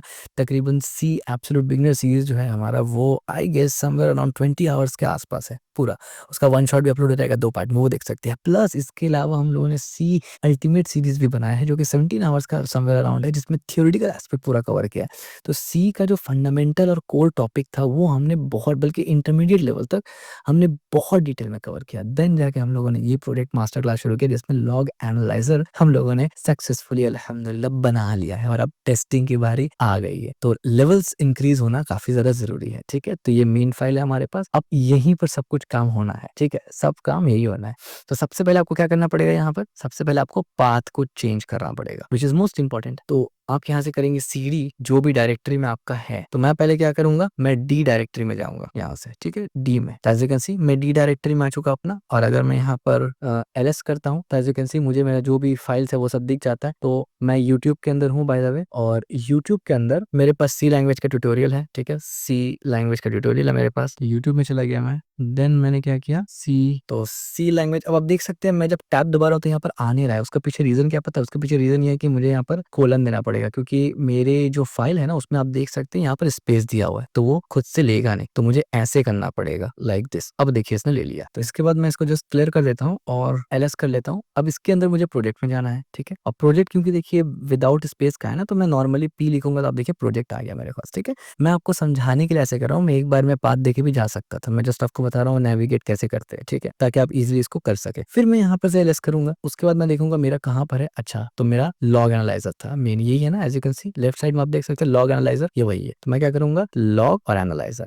ये है हमारा करंट डायरेक्टरी। अगर आप एलएस करेंगे तो आप देखिए मुझे ये फाइल्स दिख रहा है, मेक फाइल, रीडमी, इंक्लूड और ये सब। ठीक है, ये आपको यहाँ आना है। मैं इसको थोड़ा सा बड़ा कर देता हूँ। ठीक है, इस तरीके से बड़ा कर देते हैं, और इसको भी थोड़ा बड़ा कर देते हैं। ठीक है, आपको इस लाइन का आना जरूरी है, ये आपको दिख रहा मैंडेटरी है। अगर ये नहीं दिख रहा है तो आपको एरर आएगा। ठीक है, तो हम लोग यहाँ आ चुके। तो अब क्या हुआ, हमने यहाँ पर अपना टर्मिनल खोल लिया, और एग्जैक्ट यही चीज यहाँ खुला हुआ है। ठीक है, तो मैं इस सबको ऐसे ओपन कर देता हूँ। ठीक है, नाउ सबसे पहला काम आपको क्या करना है, मेक श्योर कि आपका फाइल का नेम यही हो, और यहाँ पर ये चीज एग्जैक्टली सेम जो गिटहब में मैंने पुश किया वो आपको उठाना है। ठीक है, कुछ भी चेंजेस नहीं करना उसमें। और आपको अगर गिटहब में कोड मिलता है जिसमें ये वाला फाइल यहाँ पर कमेंटेड मिलता है, आप उसको हटा सकते हैं या वैसे ही छोड़ सकते हैं। ठीक है, एंड नाउ आपको पहला कमांड क्या लिखना है, मेक और क्लीन, ये लिखना है। तो ये एरर क्यों आ रहा है, make clean, no rules, no rules, क्या मजाक चल रहा है यहाँ पर, कुछ तो गड़बड़ है। अच्छा, ओके ओके ओके, ये एफ जो है ये कैपिटल नहीं होगा, इट्स स्मॉल होगा, ये केस सेंसिटिव होता है ना, के इस तरीके से। So I hope this fix it. Now let's try a clean one दोबारा से। तो make CLEN clean, and as you can see the moment मैंने इसको मेक क्लीन किया, इससे क्या हुआ, रिमूव -f obj.o फाइल। मैंने कहा था ना .o को याद रखना, .o। तो ये क्या किया इसने, दोबारा से रिबिल्ड करने से पहले सबको क्लीन किया, और जैसे ही मैंने इसको प्रेस किया, यानी जैसे ही मैंने इसको चलाया, आप लेफ्ट हैंड साइड में देख सकते हैं, अगर मैं सबको बंद कर दूं तो एक ओबीजे फाइल आ चुका है, फोल्डर आ चुका है जो क्रिएट हुआ है। इसको जैसे ही मैं ओपन करता हूँ, अब देखिए इसमें कुछ नहीं है, ठीक है, कुछ भी नहीं है, लॉग्स नॉर्मल है। तो क्लीन हो गया, यानी प्रीवियसली डिलीट कर दिया। अब डिलीट क्या करना है, यहाँ तो कुछ था ही नहीं। अब क्या करना है मुझे, नेक्स्ट कमांड मुझे लिखना है सिर्फ मेक, दैट्स इट। और मैं यहाँ पर इसको खोल के रखता हूँ पहले से इस तरीके से, ठीक है। आपको सिर्फ लिखना है मेक, और आप जैसे इस पे क्लिक करेंगे आप देखिए ओके, यहाँ पर एक एरर दिया है, इसको सॉल्व करते हैं। तो ये एरर एनालाइजर से related, as you can see, आप एरर को देख सकते हैं यहाँ पर। जैसे मैंने यहाँ इसको प्ले किया तो एसआरसी में एनालाइजर सी के अंदर लाइन नंबर 54 और 6 में, तो आइए एसआरसी में एनालाइजर लाइन नंबर 54 के ये रहा, इस पे कुछ गड़बड़ है, ठीक है। क्या गड़बड़ है उसको देखते हैं, पहले समझते हैं एरर को। तो ये बता रही है conflicting type of process log line to have void analysis and this log entry. और 54 में क्या बता रहा है, ये लाइन कॉन्फ्लिक्ट कर रहा है, फाइल इंक्लूड एसआरसी इतना, include SRC H note previous declaration of the log file with void constant इतना रिजल्ट। ओके, तो चलिए दोबारा हेडर फाइल में चलते हैं। हमारे हेडर फाइल का भी एनालाइजर में कुछ गड़बड़ है, तो यहाँ पर हम लोग इसको कॉन्स्ट एनालाइजर रिसीव कर रहे हैं, रिजल्ट भेज रहे हैं कॉन्स्ट लॉग एंट्री, और यहाँ पर ये, तो यहाँ पर क्या है, अच्छा यहाँ पर कॉन्स्ट एनालाइजर नहीं भेज रहे हैं, ठीक है। तो उल्टा हमें यहाँ से कॉन्स्ट को बेसिकली हटा देना है। इसको सेव करते हैं और इसको सेव करते हैं, मे भी इसके लिए कॉन्फ्लिक्ट था। दोबारा से हम लोग मेक करके देखेंगे, अगर कोई और दिक्कत आए तो फिर से इसको हम लोग क्लीन तरीके से करेंगे। तो ठीक है, दोबारा से मेक करने का ट्राई करते हैं, और जैसे मैंने मेक किया ओके, इस बार आप देखिए थोड़ा डिफरेंट एरर है, एरर है लेकिन अलग एरर आया, ठीक है।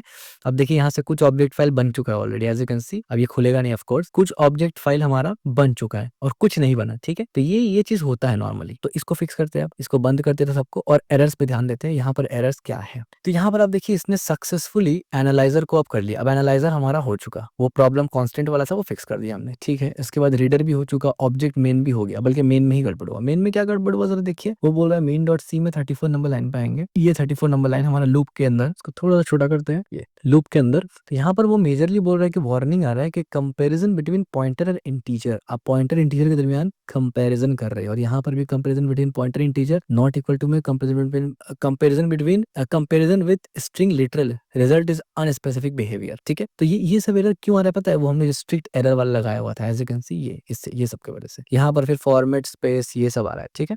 तो सबसे पहले तो यहाँ पर हमने गलती कुछ यूं किया कि यहाँ पर आर्ग्यूमेंट काउंट आएगा, भाई ये आएगा, यहाँ पर आर्ग्यूमेंट काउंट आएगा, ना कि ये आएगा, ठीक है। ये तो हो गया पहला। और ये दूसरा एरर ढूंढने में तो यार दिमाग का दही बन गया मेरा, क्योंकि सच में मैं दूसरे प्रोग्रामिंग लैंग्वेज से आता हूँ, मोस्टली जावास्क्रिप्ट, पाइथन और दूसरे इकोसिस्टम में, तो वहां पर तो ये एरर होता ही नहीं है, ये सेम एरर है।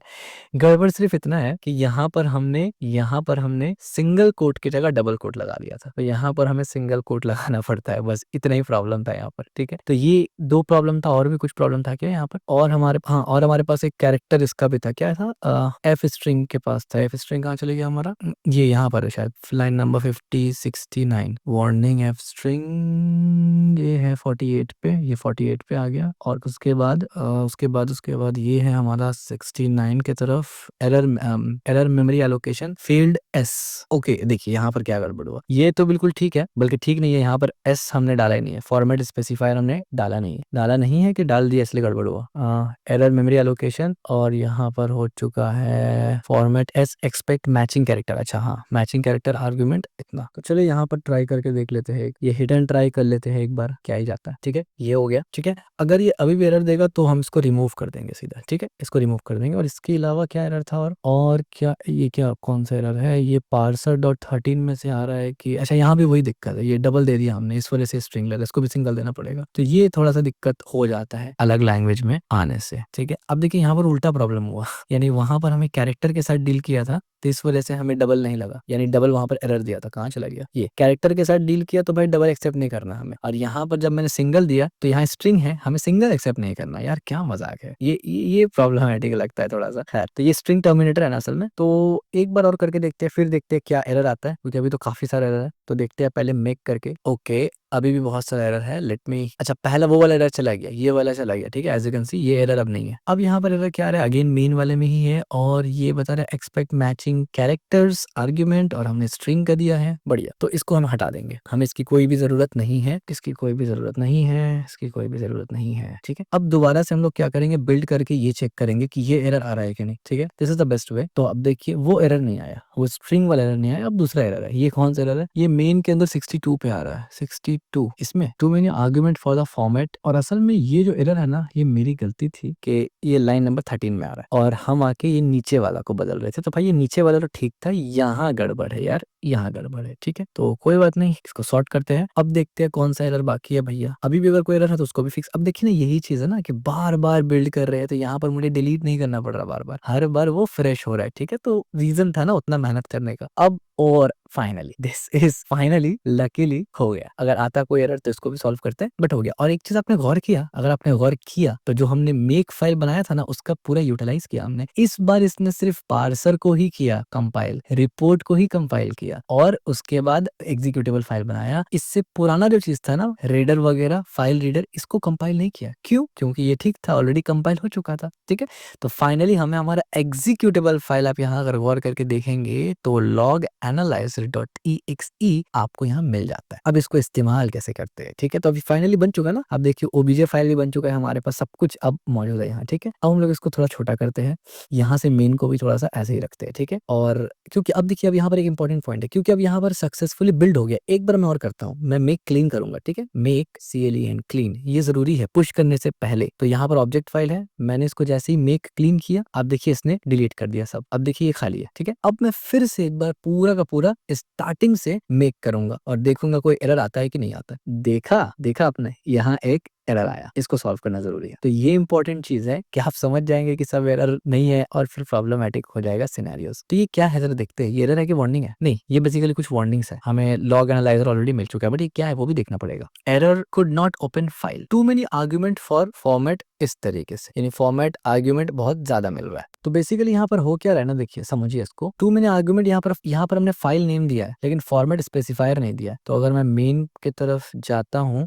अब देखिए यहाँ फाइल नेम मौजूद है, फॉर्मेट स्पेसिफायर नहीं है। तो मैं यहाँ क्या करता हूँ, यहाँ पर को पायलट मुझे सजेशन भी दे रहा है, जो बिल्कुल सही सजेशन है। और यहाँ पर भी मैं वही काम करूंगा लाइक दिस। और को पायलट फॉर सम रीजन यहाँ सजेशन नहीं दे रहा था, अब दिया। और ये फाइल नेम, ठीक है, ये फाइल नेम, ठीक है। और कहाँ बाकी है, यहाँ पर। तो यहाँ पर भी अगर मैं इस तरीके से कर दूं तो फॉर्मेट पे, हालांकि यहाँ जरूरत भी नहीं पड़ेगा, तो यहाँ छोड़ देते फिलहाल के लिए, ठीक है। यहाँ पर क्या होगा कि अगर एरर आएगा तो नो लॉग स्पेसिफाइड, हम लोग फाइल नेम दिखाएंगे कि इसमें नहीं है, और फाइल ओपन नहीं हुआ तो हम लोग फाइल नेम दिखाएंगे। एक बार अब दोबारा से हम लोग क्या करेंगे, इसको बिल्ड करेंगे, ठीक है, मेक से बिल्ड करेंगे। तो ये क्या बता रहा है, ये बता रहा है इस पर इसने बताया कि डायरेक्टिव आर्गुमेंट इज नल। हाँ, नल क्यों बताया, उसका पीछे रीजन ये है कि अगर फाइल ना हो, जाहिर सी बात है, अगर फाइल ना हो तब ये दिखेगा, और अगर फाइल है ही नहीं तो फाइल तो नल होगा ना, बिल्कुल बात सही है। तो यहाँ पर हमें ये दिखाने की जरूरत नहीं है, ठीक है। तो इस तरीके से आपको एरर्स को ना समझ समझ के काम करना होता है, तब जाकर आपको समझ में आता है। यहाँ पर हमें क्या मिल रहा है, ओपन फाइल कर रहे हैं हम लोग यहाँ पर, और अगर फाइल ओपन ना हो तो हम लोग फाइल दिखाएंगे यहाँ, ठीक है, कि भाई आपने ये फाइल दिया, ये तो ओपन नहीं हुआ। तो देखते हैं एक बार इसको भी फिक्स करके, यानी फिक्स तो कर दिया, मेक करके देखते हैं। इस बार देखिए प्रॉपर मेक हो गया। एज यू कैन सी, दो ही फाइल यहाँ पर हुआ है इस तरीके से।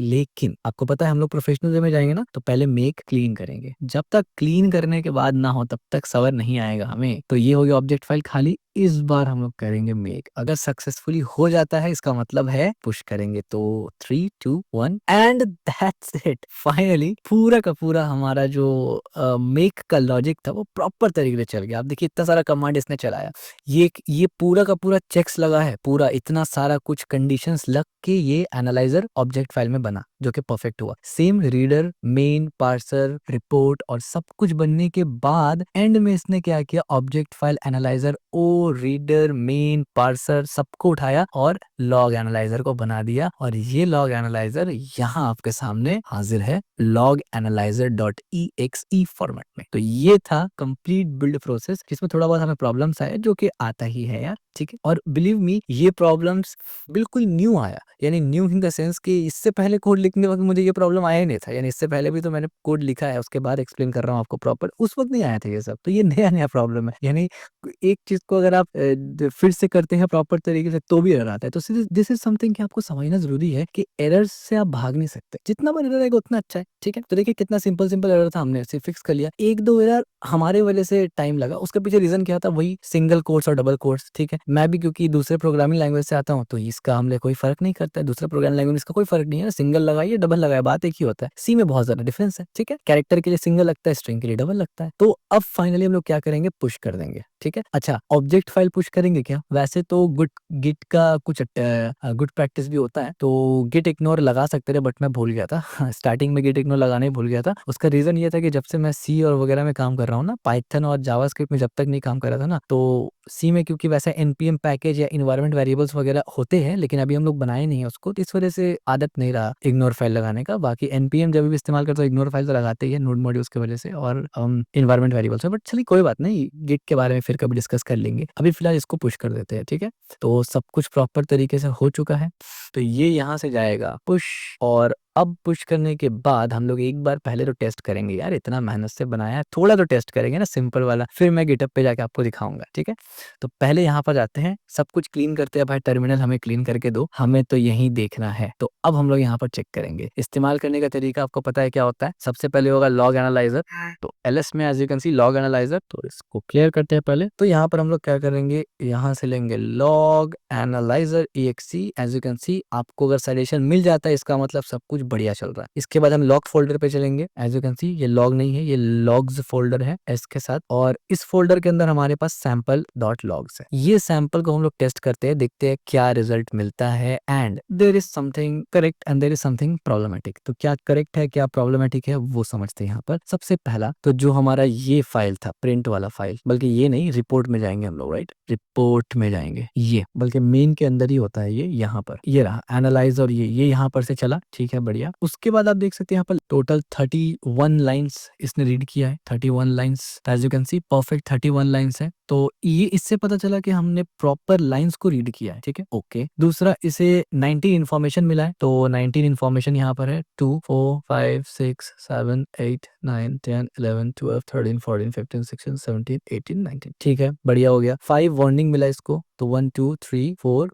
5 वार्निंग है, ये भी सही है, एकदम कैलकुलेट किया। और 417 एरर मिला। ये 417 एरर कहाँ से हो गया भैया? ये एरर तो 1 2 3 4 5 6 7 है, तो बेसिकली ये 7 एरर है। ये 41 कहाँ से आ गया? पहला प्रॉब्लम। दूसरा प्रॉब्लम, टॉप 10 एरर्स में पहला एरर ठीक आया, डेटाबेस कनेक्शन, ये डेटाबेस कनेक्शन फील्ड, ये पहला एरर आया। उसके बाद time out while reading request. अब देखिए यहाँ पर डेटाबेस 1 है, 2 है, 3 है, 4 है और 5 है। As you can see 5 same type का एरर है, तो यहाँ पर टॉप में क्या आना था, यूनिक आना था, तो एक बार आ गया। और ऑकरेंस आप देखिए 5 टाइम्स लिखा हुआ है कि 5 बार आया, जो कि एग्जैक्टली करेक्ट है। अब सेकंड यूनिक कौन सा था? Time out while reading. तो अब देखिए डेटाबेस में मैं हवर करता हूँ तो टोटल एरर कितना है, 1 2 3 4 5 6 7। 7 में से एज यू कैन सी 5 जो है वो डेटाबेस का है, और यहाँ पर प्रॉपर 5 ऑकरेंस भी दिखा रहा है। यहाँ पर time out while reading request में 2 ऑकरेंस है, यानी ये जो एरर है ये 2 बार हमारे सामने आया, एंड एग्जैक्टली ये 2 बार ही है, ठीक है। तो ये परफेक्ट काम कर रहा है और इसके अलावा कोई एरर नहीं है। That's one reason why no occurrence, ठीक है, यहाँ पर कोई और एरर है ही नहीं, ठीक है। लेकिन सवाल ये पैदा होता है कि ये 447 कैसे करके आ जाता है, तो इसको फिक्स करते हैं जरा। तो इस चीज को फिक्स करने के लिए मैं कहाँ जाना पड़ेगा, हमें आना पड़ेगा रिपोर्ट में, ठीक है। रिपोर्ट में ये टोटल लाइंस वाला यहाँ पर, ठीक है, यहाँ पर टोटल काउंट, टोटल एरर। तो टोटल एरर कितना है, मैं यहाँ पर अलग से एक बार टोटल एरर को प्रिंट करता हूँ, ठीक है। टोटल एरर कितना आ रहा है, तो प्रिंट एफ, और मैं यहाँ से बोलूंगा टेस्ट, और स्टार्टिंग में ही एक फॉर्मेट स्पेसिफाई लगा लेते हैं। और यहाँ पर क्या करेंगे, एरर डॉट काउंट, एरर, बल्कि एरर डायरेक्ट नहीं होगा, रिजल्ट से लेना पड़ेगा ना मुझे, रिजल्ट डॉट एरर काउंट, ठीक है, इस तरीके से। अब यहाँ पर दोबारा से बिल्डिंग प्रोसेस पूरा चलेगा, ये ध्यान रखना है आपको। तो उससे पहले मैं कुछ और चीज देख लेता हूँ जो पर्टिकुलर रीजन हो सकता है इसके प्रॉब्लम का। तो यहाँ से एरर आ रहा है, और एक है एरर ओनली। तो एरर ओनली में भी मैं इसी को प्रिंट करवा रहा हूँ, ठीक है, बल्कि मैंने गलती से एरर ओनली के अंदर ही इसको लिख लिया, तो मैं इसको नीचे लेके आऊंगा, समरी में तभी दिखेगा ना, ये हो गया। इसके बाद एरर ओनली में भी टोटल एरर दिखा रहा है, तो मैं एक बार एरर ओनली फ्लैग को भी देख लेता हूँ, ठीक है, और दूसरी चीजों भी टेस्ट कर लेते हैं हम लोग, ठीक है। तो ये एक हो गया हमारा एक प्रॉब्लम, इसको सॉल्व करेंगे एरर में ये चीज आने का, ठीक है, क्लियर करते हैं इसको। अब हम लोग क्या करेंगे, लॉग एनालाइजर में अपना हेल्प चेक करेंगे, हाइफन हेल्प, क्या ये काम कर रहा है? बिल्कुल काम कर रहा है। एज यू कैन सी ये बता रहा है हमें कि यहाँ पर आपका यूजेज क्या है, ये बता रहे हैं, ये आपका प्रोजेक्ट डायरेक्टरी EXE लॉग है, लॉग फाइल, और ऑप्शंस देना है आपको, ठीक है। और ऑप्शंस क्या क्या है, as you can see only error, shows only error, top error, by default इतना,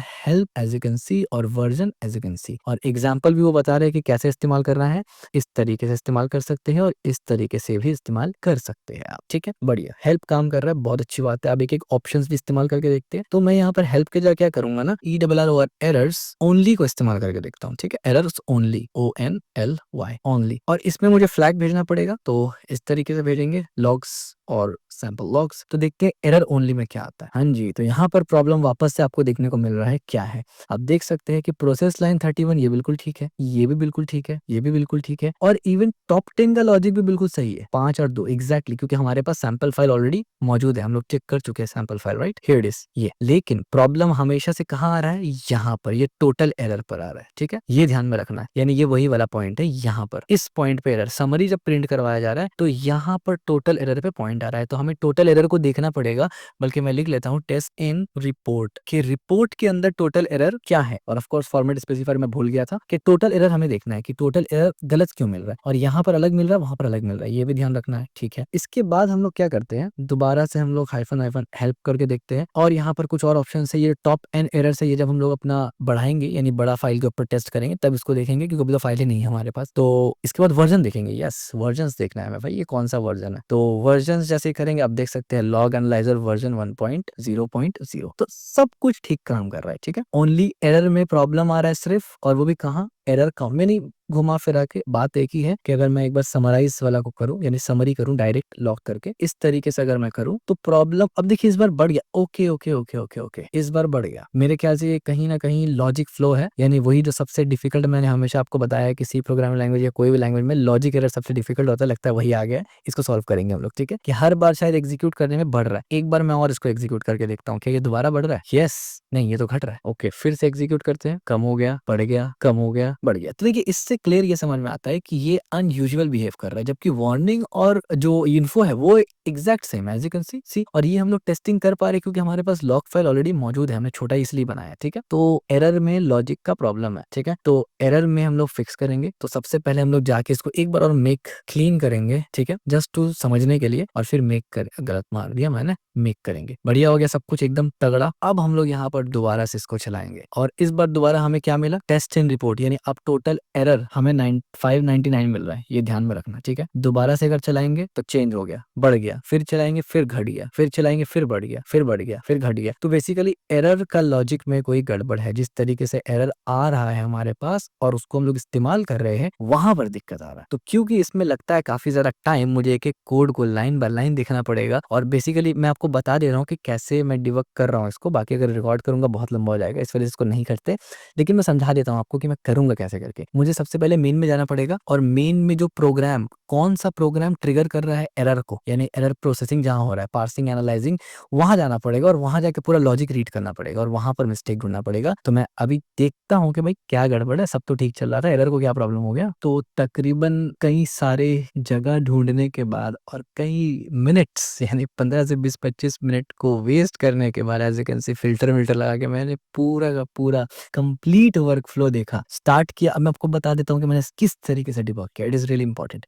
मैंने सबसे पहले स्टार्ट किया रिपोर्ट से, क्योंकि मुझे तो ये दिख रहा था ना कि रिपोर्ट के यहाँ पर, और ये टेस्टिंग वाला हटा देते, अब इसका कोई भी जरूरत नहीं है, ठीक है। मैंने सबसे पहले ये देखा कि भाई मुझे रिपोर्ट के यहाँ पर एरर आ रहा है, एरर इन्फो, और उसी में मुझे गलती दिख रहा है, ठीक है। तो मैं सबसे पहले यहाँ गया, मैंने ये देखा कि एरर इन्फो में यहाँ पर ये आ रहा है, ठीक है, और ये एरर काउंट आ कहाँ से रहा है मेरे पास आ रहा है एरर रिजल्ट से, सॉरी एरर काउंट से, और एरर काउंट कहाँ पर है, रिजल्ट के अंदर है। ये रिजल्ट क्या है भैया, ये रिजल्ट असल में एनालिसिस रिजल्ट का एक पॉइंटर है, यानी इंस्टेंस है। एनालाइजर रिजल्ट क्या होता है, तो एनालाइजर रिजल्ट हमारे पास आया कहाँ से, प्रिंट समरी फंक्शन के अंदर हमने एनालाइजर रिजल्ट को डाला। अब यहाँ पर एनालाइजर रिजल्ट प्रिंट में चाहिए, इसका प्रोटोटाइप कहाँ मिलेगा मुझे, यहाँ मिलेगा रिपोर्ट के अंदर। तो मैंने इस पे क्लिक किया, report.h में गया, तो अब देखिए report.h के अंदर मैंने इसको सेट किया हुआ था कि प्रिंट समरी के अंदर मुझे 2 आर्गुमेंट मिलेगा, एक एरर ओनली जो कि इंटीजर होगा, और एक जाएगा एनालिसिस रिजल्ट जो कि कांस्टेंट होगा, मुझे नहीं बदलना, और वो एज अ रिजल्ट जाएगा। अब सवाल ये पैदा होता है कि ये जो प्रोटोटाइप मैंने बनाया कि एनालिसिस रिजल्ट जाएगा, किस में जाएगा, report.c में जाएगा, तो हमने यहाँ से रिसीव किया, लेकिन ये आया कहाँ से, मतलब एनालिसिस रिजल्ट तो हमने रिपोर्ट पे नहीं बनाया, तो इसीलिए report.h पे हमने analyzer.h को रखा है, यानी ये जो एनालिसिस रिजल्ट है ये इस हेडर फाइल से आ रहा है जो हमने report.h में बनाया बनाया और report.c में ये वही एनालाइजर से आ रहा है, यानी एनालाइजर वाला हेडर फाइल से आ रहा है।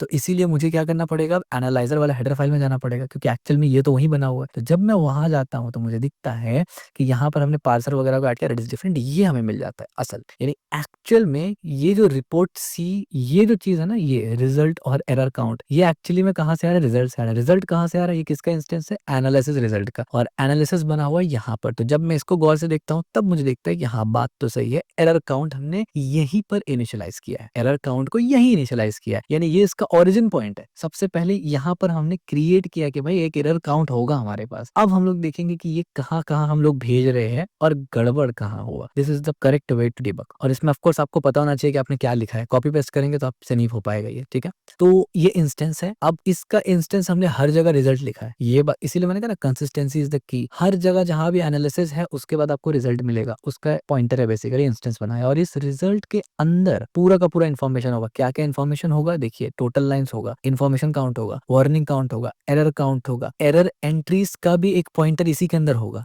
यानी एरर एंट्रीज पॉइंटर इसी के अंदर होगा, एरर काउंट यूनिक इसी के अंदर होगा, और कैपेसिटी भी इसी के अंदर होगा। यानी बहुत सारा कुछ इसके अंदर है, पर हमने टेस्टिंग डिटेल में किया कि सिर्फ गड़बड़ एरर काउंट में हो रहा है। और ये एक अच्छी बात है। अच्छी बात क्यों? अच्छी बात का मतलब ये है कि बाकी सब काम कर रहा है, इसका मतलब ये जो एनालिसिस रिजल्ट का कोर कॉन्सेप्ट है ना, इसका जो कोर लॉजिक है वो ठीक काम कर रहा है, लेकिन स्पेसिफिकली एरर काउंट जहां पर इंप्लीमेंट हुआ वहां कुछ तो गड़बड़ हुआ है। यानी इसको पूरा में कोई प्रॉब्लम नहीं है, स्पेसिफिकली इसमें प्रॉब्लम है। तो ये एक अच्छी बात है। अगर पूरे में प्रॉब्लम होता तो हर एक कहाँ इस्तेमाल हुआ सबको डिबग करना पड़ता, और ये बहुत डेंजर हो जाता, टाइम वेस्ट। और क्योंकि हमने अच्छा प्रैक्टिस इस्तेमाल किया, इस वजह से हमसे ही कहीं गलती हुई होगी कोड लिखने में और ये गड़बड़ हुआ है। तो क्या गलती हम आपको दिखाते हैं कैसे करके हुआ वहां पर, ठीक है। अब ये एरर काउंट हमें मालूम चल गया यहाँ से। अब सवाल ये पैदा होता है कि ये जो एनालिसिस रिजल्ट है हम लोग कहाँ कहाँ भेज रहे हैं। हमने 3 फंक्शन यहीं से बना के भेज दिया। पहले तो इनिशियलाइज किया, दैट इज डिफरेंट। इसके बाद हमने 3 फंक्शन बनाया, process, log line, get top error और क्लीन अप एनालाइजर।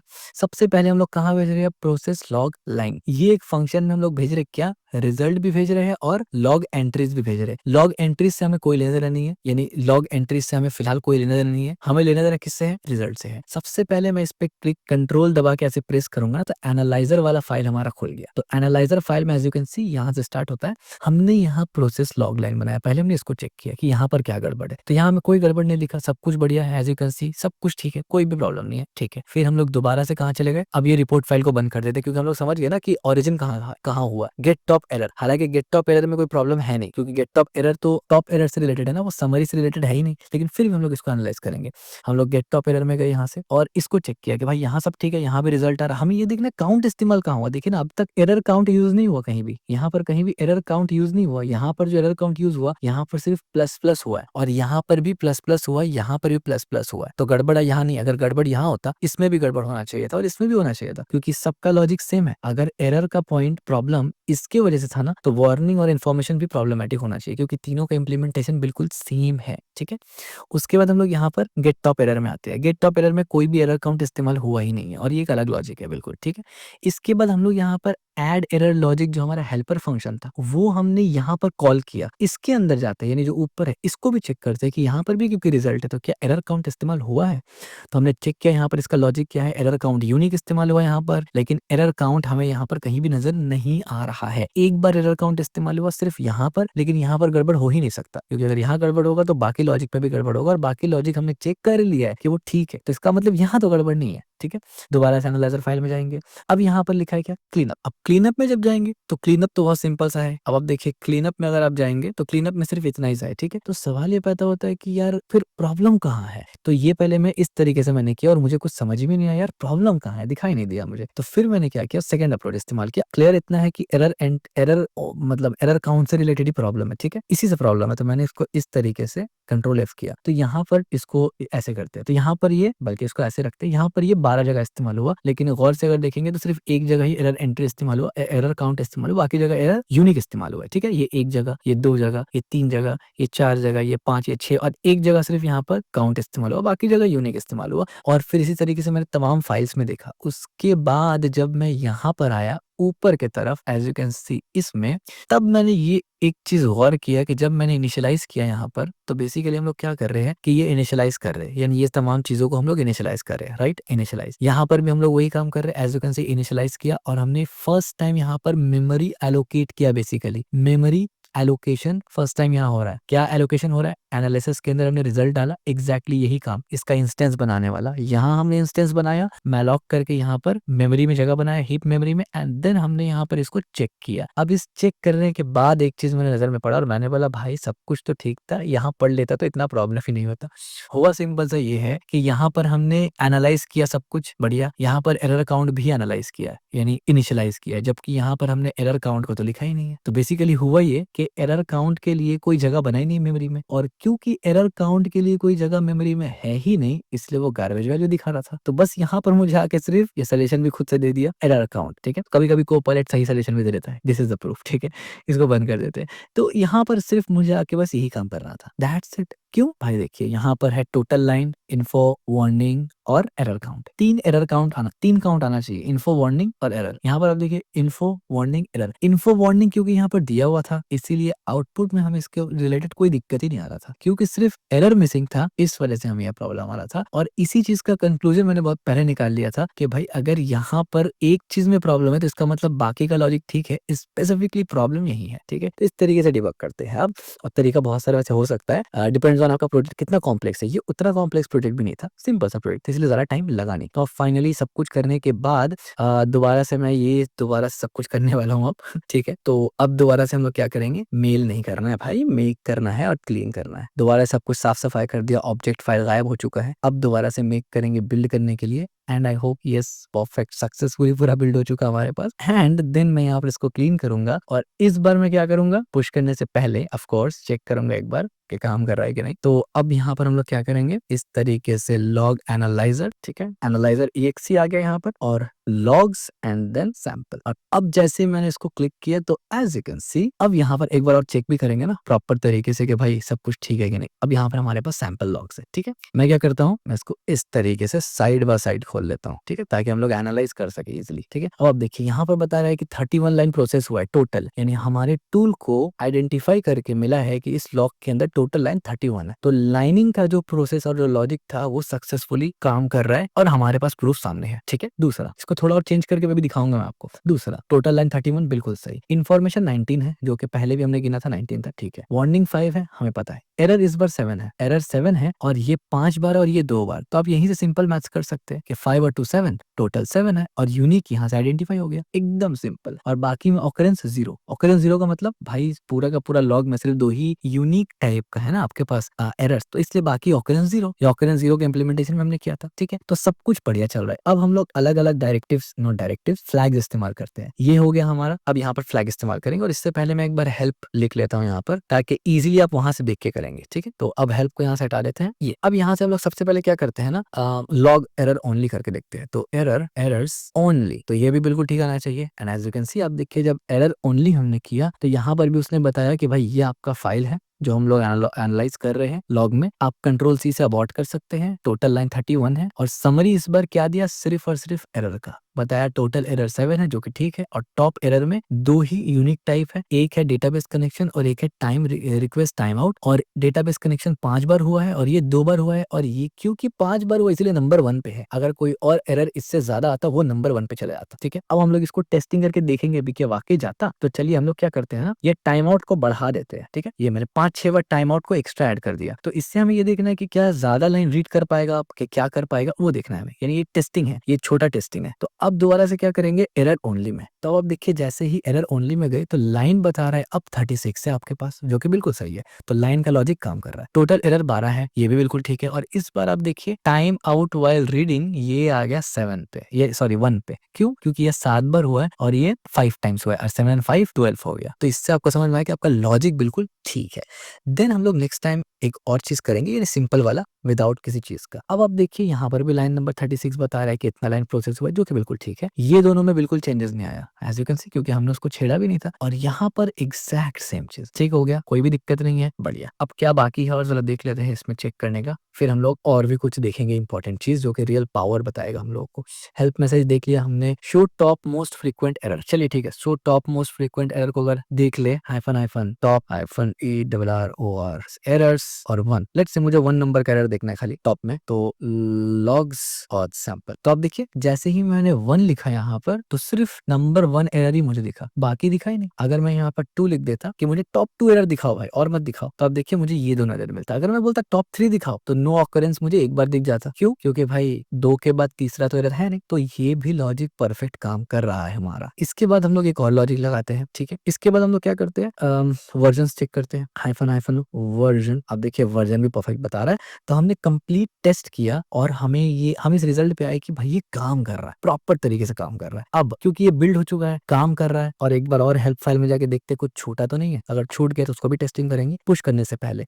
तो हमने ये भी चेक कर लिया, परफेक्ट है, ये भी चेक कर लिया, परफेक्ट है, बाय डिफॉल्ट 10 आता है, बढ़िया। हेल्प भी, वर्जन भी बढ़िया, सब कुछ ठीक है, ठीक है। और यहाँ पर एग्जांपल्स भी दिया हुआ, तो ये चीज सक्सेसफुली काम कर रहा है। तो बिना कुछ किए अभी सबसे पहले हम लोग इसको पुश करेंगे जाके, ताकि ये चीज जो है वो सेव हो जाएगी गिटहब में, ठीक है, बिकॉज दिस इज इंपॉर्टेंट। और चेक करने के बाद ही करना, वरना गड़बड़। तो ये अब देखिए, initialise error count in analysis result structure and update log file, add error entries वगैरह वगैरह, और यहाँ पर जाके इसको पुश करेंगे। सो फाइनली ये कोड आपको मिल जाएगा गिटहब पे। नाउ अब हम लोग अपने विंडोज पे करें, क्योंकि देखिए बिल्ड हो गया ना, बिल्ड हो गया, यहाँ पर ऑब्जेक्ट फाइल मिलके आ गया। अब हमें इसकी कोई भी जरूरत नहीं है, लेकिन जैसे हमने बताया चेंजेस करेंगे तो जरूरत पड़ेगा। लेकिन अगर चेंजेस करते भी है तो क्या जरूरत पड़ेगा भाई, सिर्फ हमें ये कमांड लिखना है, मेक क्लीन, और फिर लिखना है मेक, हो गया, make clean and make, that's it, पूरा काम आपका हो जाएगा। तो ये होता है अच्छा पार्ट, यानी बिल्ड टूल का ये बेनिफिट होता है। तो इसको हम यहाँ से मिनिमाइज करेंगे और अब हम अपना विंडो टर्मिनल खोलेंगे, क्योंकि पूरा का पूरा प्रोजेक्ट विंडोज में है, तो विंडोज में टेस्टिंग तो करना बनता है ना भाई। अब हम लोग विंडोज में क्या टेस्टिंग करेंगे, एलएस करेंगे। तो अब देखिए आपके पास सब कुछ फाइल मौजूद है, तो एग्जैक्टली सेम, बिल्कुल सेम तरीके से करेंगे। आप यहाँ से इसको बुलाएंगे लॉग एनालाइजर। आप देखिए विंडोज में भी बस वो फॉरवर्ड बैकवर्ड में चला गया स्लैश, क्योंकि वो कमांड लाइन में होता है, आपको पता है लिनक्स और विंडो का। exe फाइल खुद से इसने टैब में ले लिया, अगर टैब में ले लिया तो मतलब सब कुछ बढ़िया है। फिर आप लॉग्स में जाएंगे और सैंपल्स में जाएंगे, और क्योंकि अभी हम लोग कोई फ्लैग नहीं लिख रहे हैं तो ये बाय डिफॉल्ट आएगा, ठीक है। तो मैं इसको ऊपर कर लेता हूँ ताकि हमें पूरा रिजल्ट दिखे, और जैसे ही मैं इस पे क्लिक करूंगा, as you can see exactly same result आ रहा है हमारे यहाँ पर। तो अगर थोड़ा सा चेंज कर ले, लेट्स से मैं बोलूंगा ERROR एरर्स ओनली, तब क्या मिलेगा, सिर्फ और सिर्फ 12 एरर मिल रहा है। अगर मैं इसको और थोड़ा सा चेंज कर लूं, टॉप एरर नाम से, टॉप ERRORS टॉप एरर्स, और यहाँ पर 2 लिख दूं, तो आप देखिए सिर्फ 2 एरर हमारे पास आ रहा है। तो विंडोज में भी एग्जैक्टली सेम काम कर रहा है, सब में काम कर रहा है। Now one of the most important thing, कि भाई ये तो चलो ठीक है बन गया, भाई ये बताओ कि अगर बहुत बड़ा फाइल हो तो क्या, देन व्हाट। तो इसके लिए आपको एक बहुत बड़ा फाइल चाहिए होगा। तो बहुत बड़ा फाइल आपके पास आएगा कहाँ से? अब जाहिर सी बात है, अगर बहुत बड़ा फाइल आप लेंगे तो फिर वो मतलब अगर मान लीजिए आप इसको कॉपी करते हैं तो ये थोड़ा सा अजीब लगेगा, मतलब इतना कॉपी कौन करेगा, हमें मिलियंस में टेस्टिंग करना है। तो इसके लिए मैंने आपके लिए एक पाइथन का कोड लिखा हुआ है सिंपल सा। तो आपको क्या करना है ना, यहाँ पर मैं आके लिखता हूँ जनरेट लॉग्स, बल्कि log.py, ठीक है। ये पाइथन का ट्यूटोरियल तो है नहीं, तो इस वजह से मैं इस पे मतलब आपको नहीं ज्यादा एक्सप्लेन कर रहा हूँ। बट आसान शब्दों में क्या है कि पाइथन में मैंने एक सिंपल सा कोड लिखा है जिसपे क्या होगा कि वो जनरेट करेगा, ठीक है। आपको ये स्क्रिप्ट कैसे इस्तेमाल करना मैं बता दे रहा हूँ, बहुत सिंपल है। आपको सिर्फ इसको कुछ भी नहीं देखना आपको, अगर मैं एक्सप्लेन करूँ तो ये थोड़ा सा अजीब लगेगा कि सी के ट्यूटोरियल में पाइथन एक्सप्लेन कर रहा हूँ मैं।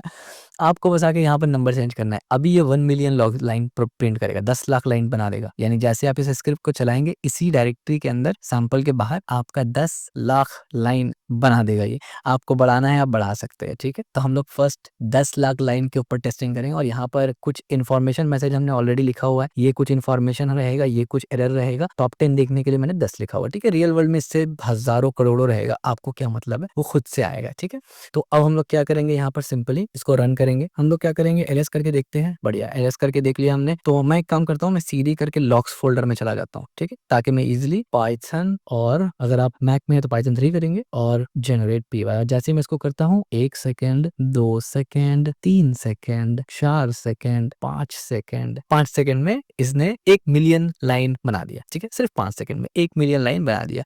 और यहाँ पर आप देख सकते हैं लॉग्स फाइल आ चुका है। क्या सच में 1 मिलियन फाइल बनाया है इसने?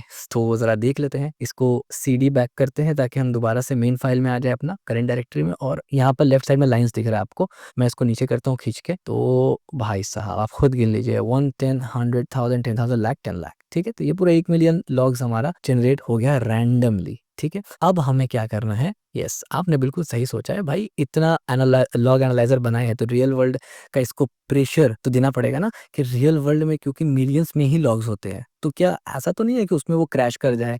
क्योंकि 1 मिलियन यहाँ से 1 मिलियन लाइन मेरा टूल पढ़ेगा। और as you can C task manager मेरा खुला हुआ है यहाँ पर, परफॉर्मेंस आप देख सकते हैं। तो कैसे करके वो पढ़ेगा, ये इंपॉर्टेंट है। तो आइए ज़रा देखते हैं कैसे करके पढ़ेगा। सबसे पहले लॉग एनालाइज़र देखते हैं। आई होप कि क्रैश तो नहीं होगा क्योंकि इतना डिफेंसिव प्रोग्रामिंग हमने इसमें डाला है, लेकिन अगर हो जाता है कोई दिक्कत नहीं, उसको फिक्स करेंगे। चलाना तो है ही है। प्रोजेक्ट तब तक एंड नहीं होगा जब तक एक बड़ा फाइल ना चले। इसके बाद क्या करेंगे हम लोग? मैं सिंपल सा चलाना चाहता हूँ, मुझे कोई फ्लैग्स वगैरह इस्तेमाल नहीं करना। और यहाँ पर हमने दे दिया है 100 के लॉग। तो जैसे इस पे क्लिक करते हैं, देखते हैं कितना सेकंड्स लगता है। और माय गुडनेस, सेकंड्स 1 सेकंड भी नहीं लगा प्रॉपर तरीके से। As you can C 1 second तक नहीं लगा। इसने बताया कि हमने इतना लाइन को प्रोसेस किया है और total information 1, 10, 100,000, 10,000, lakh, 7 lakh information मिला है हमें। वार्निंग इतना मिला है 1, 10, 100,000, 10,000, लाख, 1 लाख के ऊपर वार्निंग्स है और एरर्स भी तकरीबन 1 लाख के ऊपर से। और टॉप 10 एरर ये बता रहा है कि ऑथेंटिकेशन सर्विस वल्नरेबल, ये सबसे ज्यादा बार आया है, ये टॉप 1 है। क्यों? क्योंकि ये 1, 10, 100,000, 10,000, 15,000 बार, 15,126 बार ये एरर आया है। डेटाबेस कनेक्शन फेल 15,089 टाइम्स आया है। इस तरीके से time out, as you can see. अब एक और इम्पोर्टेंट पॉइंट, टेस्टिंग। हालांकि इसमें टेस्टिंग क्या है, सब तो ठीक ही चल रहा है, ठीक है। तो लेट्स से मैं यहाँ पर करता हूँ टॉप ERRORS एरर्स, और मुझे भाई टॉप 7 एरर दिखाओ खाली। तो आप देखिए कितना फास्ट इसने प्रोसेस किया। यानी अगर आप चाहेंगे भी कि मैं इसको क्लिक करके, यानी एक बार ऑन करके Ctrl+C दबाऊं, आपको मौका ही नहीं मिल रहा है Ctrl+C दबाने का। 1 मिलियन लाइन इतना फास्ट कर रहा है, कुछ फर्क तक नहीं पड़ रहा। आप देखिए मेमोरी में यहाँ पर ये फ्लैट जा रहा है, मेमोरी फ्लैट जा रहा है, थोड़ा सा अप डाउन हो रहा है। एक बार और मैं आपको दिखाता हूँ, जस्ट टू के क्लियर करते हैं इसको पहले। ये और यहाँ पर मेमोरी है मेरा, ठीक है। कहाँ चले गया ये, ठीक है। ये इसको मैं यहाँ ऊपर लेके जाता हूँ और आपको दिखाने के लिए इस तरीके से, ठीक है। अब देखिए यहाँ पर ये मेमोरी जा रहा है हमारा। जैसे ही मैं इस पे क्लिक करता हूँ, अब देखिए कोई फर्क ही नहीं पड़ा, ना CPU यूजेज कोई बहुत ज्यादा बढ़ा, ना मेमोरी यूजेज कोई बहुत ज्यादा बढ़ा, ना क्रैश हुआ, ना कुछ। इसको बंद करेंगे, VS कोड को दोबारा खोलेंगे, ठीक है। तो ये प्रॉपर तरीके से 7 एरर्स ले रहा है। अब हम लोग इसका लेवल को थोड़ा बढ़ाते हैं। लेवल कैसे बढ़ाएंगे? देखिए ये जो लॉग्स है ना, इसका अगर मैं आपको इसको डिलीट करते हैं, हमने ये लॉग डिलीट किया, पाइथन जनरेटर के पास गए हम लोग, ठीक है। अब मैं इसको थोड़ा सा चेंज करके कर दूंगा 5 मिलियन। अब मजा आएगा ना, 50 लाख, 5 मिलियन। अब ये बल्कि ये टेक्स्ट जनरेट करने में ज्यादा टाइम लग रहा है पाइथन को, और हर एक लाइन को रीड करना, पार्स करना, प्रोसेस करना, ये हमारा C लैंग्वेज इससे जल्दी कर रहा है। मतलब आप सोच सकते हैं कि कितना डिफरेंस है। तो इसको एक बार जनरेट करते हैं, बल्कि मैं एक और टर्मिनल खोल लेता हूँ ना, बार बार टेस्टिंग करूंगा। तो यहाँ पर इसको टर्मिनल का नाम चेंज कर देते हैं पाइथन, और ये पाइथन वाले को मैं कलर चेंज करके यहाँ से दूंगा भाई तू ब्लू बन जा। बढ़िया। यहाँ पर मैं क्या करूंगा, CD लॉक्स के अंदर ही रहूंगा मैं यहाँ पर। और यहाँ पर अब मैं क्या करूंगा, मैंने 5 मिलियन सेट कर दिया ना, बढ़िया, 5 मिलियन हमने सेट कर दिया। अब इसको करते हैं प्ले मतलब एग्जीक्यूट। सो पाइथन एंड क्या नाम है हमारा, जनरेटर लॉग PY। देखते हैं कितना सेकंड लगता है। 1, 2, 3, 4, 5, 6, 7, 8, 9, 10, 11, 12, 13, 14, 15, 16, 17, 18, 19, 20, 21, 22, 23। भाई साहब इतना टाइम लग रहा है कि पाइथन को जनरेट करने में, खाली 30 सेकंड से ऊपर। आप देख सकते हैं मेरा कितना ज़्यादा इस्तेमाल हो रहा था। मैं ये खास करके CPU इस्तेमाल हो रहा था, 24% तक जा रहा था CPU प्रोसेस करने में। तो भैया 5 लाख लाइन, यहाँ पर ये 1 लाख इसलिए आ रहा है ना क्योंकि ये हार्ड कोडेड है, इस वजह से। तो ये कौन सा, मतलब मुझे सजाना था, इस वजह से मैंने जस्ट लिख दिया। तो 5 लाख, बल्कि सॉरी 5 लाख नहीं, 5 मिलियन 50 लाख लाइन को पाइथन को सिर्फ 7 में जोड़कर एक टेक्स्ट बनाने में लगा 30 सेकंड से ऊपर। अब आप सोच सकते हैं कि हमारा पूरा का पूरा एप्लीकेशन का वर्कफ्लो क्या है। 50 लाख बार फंक्शंस रन होगा, पार्सिंग होगा, फाइल ओपन होता है, एनालाइज होता है, फिर रिपोर्ट बनता है। ये सब फंक्शन 50 लाख बार चलेगा, और इसका स्पीड क्या है जरा वो समझते हैं। तो अब हम लोग इसको चलाते हैं। एरर्स वेरर्स हमें नहीं चाहिए भाई, हमें सिंपल सा चाहिए। फाइल का नाम हमने इसलिए नहीं बदला क्योंकि आप देख सकते हैं ये फाइल का नाम सेम रहेगा ना, log 100 के। तो मैं बार बार इसको चेंज नहीं करना पड़ेगा। अब देखते हैं पाइथन कितना वक्त लेता है। 1, 2, 3, भाई साहब 3 सेकंड में। यानी आप स्पीड देख रहे तो वहां पर प्रोसेसिंग का नेक्स्ट लेवल। तो इस तरीके से अब यहाँ पर आ रहा है, ठीक है। तो अब हम लोग थोड़ा सा लेवल को और इंक्रीज करते हैं, और मैं क्या करूंगा ना, ये जो 5 मिलियन है, मैं इसको 15 मिलियन कर देता हूँ। और आप समझ रहे हो, आप 15 मिलियन, 15 मतलब पाइथन को ही शायद 2 मिनट लग जाएगा, कोई ठीक नहीं है। तो 15 मिलियन इसको करते हैं और इसको ऑफ कोर्स डिलीट करूंगा मैं यहाँ पर। और ये फाइल अब देखिए, ये खुलने में कितना टाइम लग रहा है वीएस कोड में, एज यू कैन सी। तो आप चेक भी कर सकते हैं, कोई ऐसा नहीं है कि बस मैंने बोल दिया। ये टोटल 50 इतना लाइन बना, इसको आप काउंट कर सकते हैं वीडियो पॉज करके। मैं इसको डिलीट कर देता हूँ। अब हम लोग जनरेट क्या कर रहे हैं, 15 मिलियन। भाई this is crazy, this is crazy. 2 minute तो लग जाएगा सिर्फ फाइल जनरेट करने में, और लिटरली 15 मिलियन वाला लॉग तो आपको मिलता नहीं है इतना ज्यादा। ठीक है, 10-5 मिलियन होता है, 15 मिलियन लॉग आपको कभी मतलब डील नहीं करना पड़ता। बट हम लोग वो एज केस भी ट्रिगर करेंगे, क्या पता 15 मिलियन में वो आ जाए कुछ प्रॉब्लम, जब क्यों आएगा नहीं, बट जस्ट फॉर टेस्टिंग। तो अब 15 मिलियन यहाँ तो जनरेट करते हैं, और इस पे लगेगा अच्छा खासा टाइम मेरे ख्याल से। और आप देख सकते हैं मेरा, अगर मैं मैनेजर दिखाऊं, आप देख सकते हैं 17%, 20%, ये थोड़ा सा बढ़ेगा, ये 39% पे है, 24% पे है। ठीक है, और प्रॉब्लम यही है ना कि देखिए, जब पाइथन इसको, देखिए यहाँ 33% हुआ, पाइथन ज्यादा लोड नहीं दे रहा। मैं चाहता तो मल्टी थ्रेडिंग करके इसको जल्दी फास्ट कर सकता था ये लाइन को जनरेट करने के लिए, लेकिन उसमें सीपीयू यूजेज बढ़ जाता और दूसरा चीज बढ़ जाता, फाइल रीड राइट बढ़ जाता। यहाँ पर देखिए फाइल रीड राइट कितना कम हो रहा है। ठीक है, बट वही बात है ना कि सी में जब मैं ये करता हूँ तो सब कुछ बेहतर तरीके से होता है। आप देख रहे हैं अभी तक 30 सेकंड से ऊपर हो चुका, 15 मिलियन नहीं हो रहा। जाहिर सी बात है, जब 5 मिलियन में 30 सेकंड लगा था, तो मेरे ख्याल से 15 मिलियन में समवेयर अराउंड 1 मिनट तो क्रॉस कर ही जाएगा पाइथन में।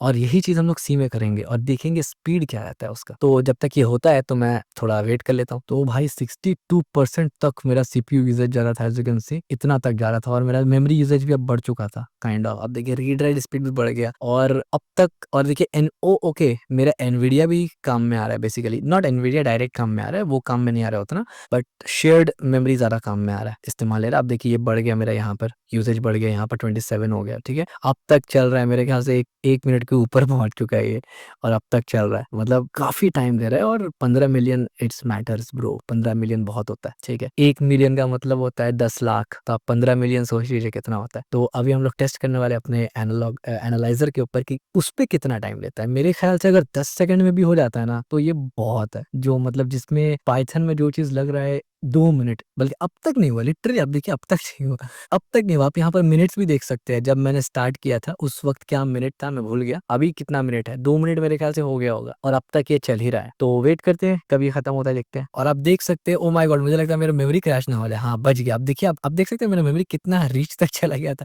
अगर ये थोड़ा सा और बढ़ जाता ना, तो मेरा मेमोरी क्रैश हो जाता, यानी मेरा रैम हैंग हो जाता शायद, या फिर रिबूट ले लेता ये खुद से। बट अल्हम्दुलिल्लाह हुआ नहीं, क्योंकि 32 GB इस्तेमाल कर रहा था मैं, तो बच गया। और अब आप देखिए ये नॉर्मल स्टेबल हो जाएगा जाके। ठीक है, 83% इस्तेमाल कर रहा है। अगर मैं यहाँ जाता हूँ ना, अब देखिए सबसे ज्यादा रैम कौन इस्तेमाल कर रहा है, लैंग्वेज सर्वर विंडोज भाई, 17,000 मेमोरी यूज कर रहा है ये, आप समझ सकते हो। और ये मेमोरी सी का इस्तेमाल नहीं किया हुआ, ये पाइथन इस्तेमाल किया है, सी ने यूज नहीं किया इसको। ठीक है, अभी मैं सी एग्जीक्यूट करके आपको दिखाऊंगा इसको हटा के। ठीक हो गया, आप देख सकते हैं विंडोज सर्वर। अब मैं इसको बंद कर देता हूँ, क्योंकि ये हो चुका है यहाँ पर, एज यू कैन सी। इसको ओपन करके जरा देखते हैं, हालांकि ओपन होने में भी थोड़ा टाइम लगेगा वीएस कोड में। देखिए यहाँ पर वीएस कोड ऊपर देखिए, आप ये दिखा रहा है, यानी वीएस कोड भी कह रहा है भाई क्या खोल रहे हो। अब अगर नीचे जाते हैं तो भाई आप देख सकते हैं, यहाँ पर देख सकते हैं 110, 100,000, 10,000, लाख, 10 लाख करोड़ पे अब ये पूरा है। ठीक है, तो अब देख लेते हैं मेमोरी का क्या सीन है यहाँ पर। और मेमोरी बहुत ज्यादा अभी इस्तेमाल हो रहा है, एज यू कैन सी। बाप रे भाई साहब, तो इसको खाली करते हैं थोड़ा सा, मैं इसको बंद कर देता हूँ। ये बेसिकली कैश में रखता है थोड़ा, ताकि कब कुछ जरूरत पड़ जाए, तो इसको मैंने खाली कर दिया, एज यू कैन सी। अब मेरा जो वीएस कोड है ना, कहाँ चला गया, अब मेरा वीएस कोड है ना, ये जर्नल मेमोरी इस्तेमाल कर रहा है, एज यू कैन सी। ये जो 17 MB नॉर्मल इस्तेमाल करता है, ठीक है, अलग से कोई इस्तेमाल नहीं हो रहा। यहाँ जाएंगे तो अब देखिए दोबारा से इतना सारा डाउन हो गया। वो जो मेमोरी कैश में था, जरूरत पड़ेगा बोल के मैंने उसको फ्री कर दिया कि भाई नहीं चाहिए मेरे, ये नॉर्मल हो गया। अब जब मैं सी में इसको एग्जीक्यूट करूंगा तो वापस से मेमोरी बूस्ट होता है, क्योंकि मेमोरी में ही कैलकुलेशन हो रहा है ना जाके। तो जब तक प्रोग्राम चलता है तो मेमोरी में चलता है, इतना तो आपको पता है। तो हम लोग ये देखेंगे कितना बूस्टअप होता है और सी में कितना सेकंड्स लगता है टोटल चलने में। तो आइए दोबारा से हम लोग अपना इसको चलाते हैं और देखते हैं कि क्या सीन रहता है। ठीक है, और यहाँ पर आप टाइम देख सकते हैं, और स्पीड भाई साहब 3 सेकंड, 4 सेकंड, 5 सेकंड में हो गया। भाई साहब स्पीड देखो जरा, अलग लेवल पर। और मेमोरी में कोई इफेक्ट आप देखिए, कुछ भी नहीं, ना सीपीयू का सारा यूसेज हो, कुछ भी नहीं, एफिशिएंट है बहुत ज्यादा। तो आप देख सकते हैं 15 मिलियन फाइल 5 सेकंड के अंदर अंदर हो रहा है भाई। मुझे लोग कहते हैं ना डीएसए भाई, ये है डीएसए का इम्प्लीमेंटेशन। ऐसा नहीं है कि डीएसए का मतलब सिर्फ ग्राफ और ट्री को उठा के लगा देना, नहीं, डीएसए का मतलब यही होता है। यहाँ पर आपने जो मेन काम किया, जो आपने मेन यहाँ पर डीएसए का इम्प्लीमेंटेशन किया ना, वो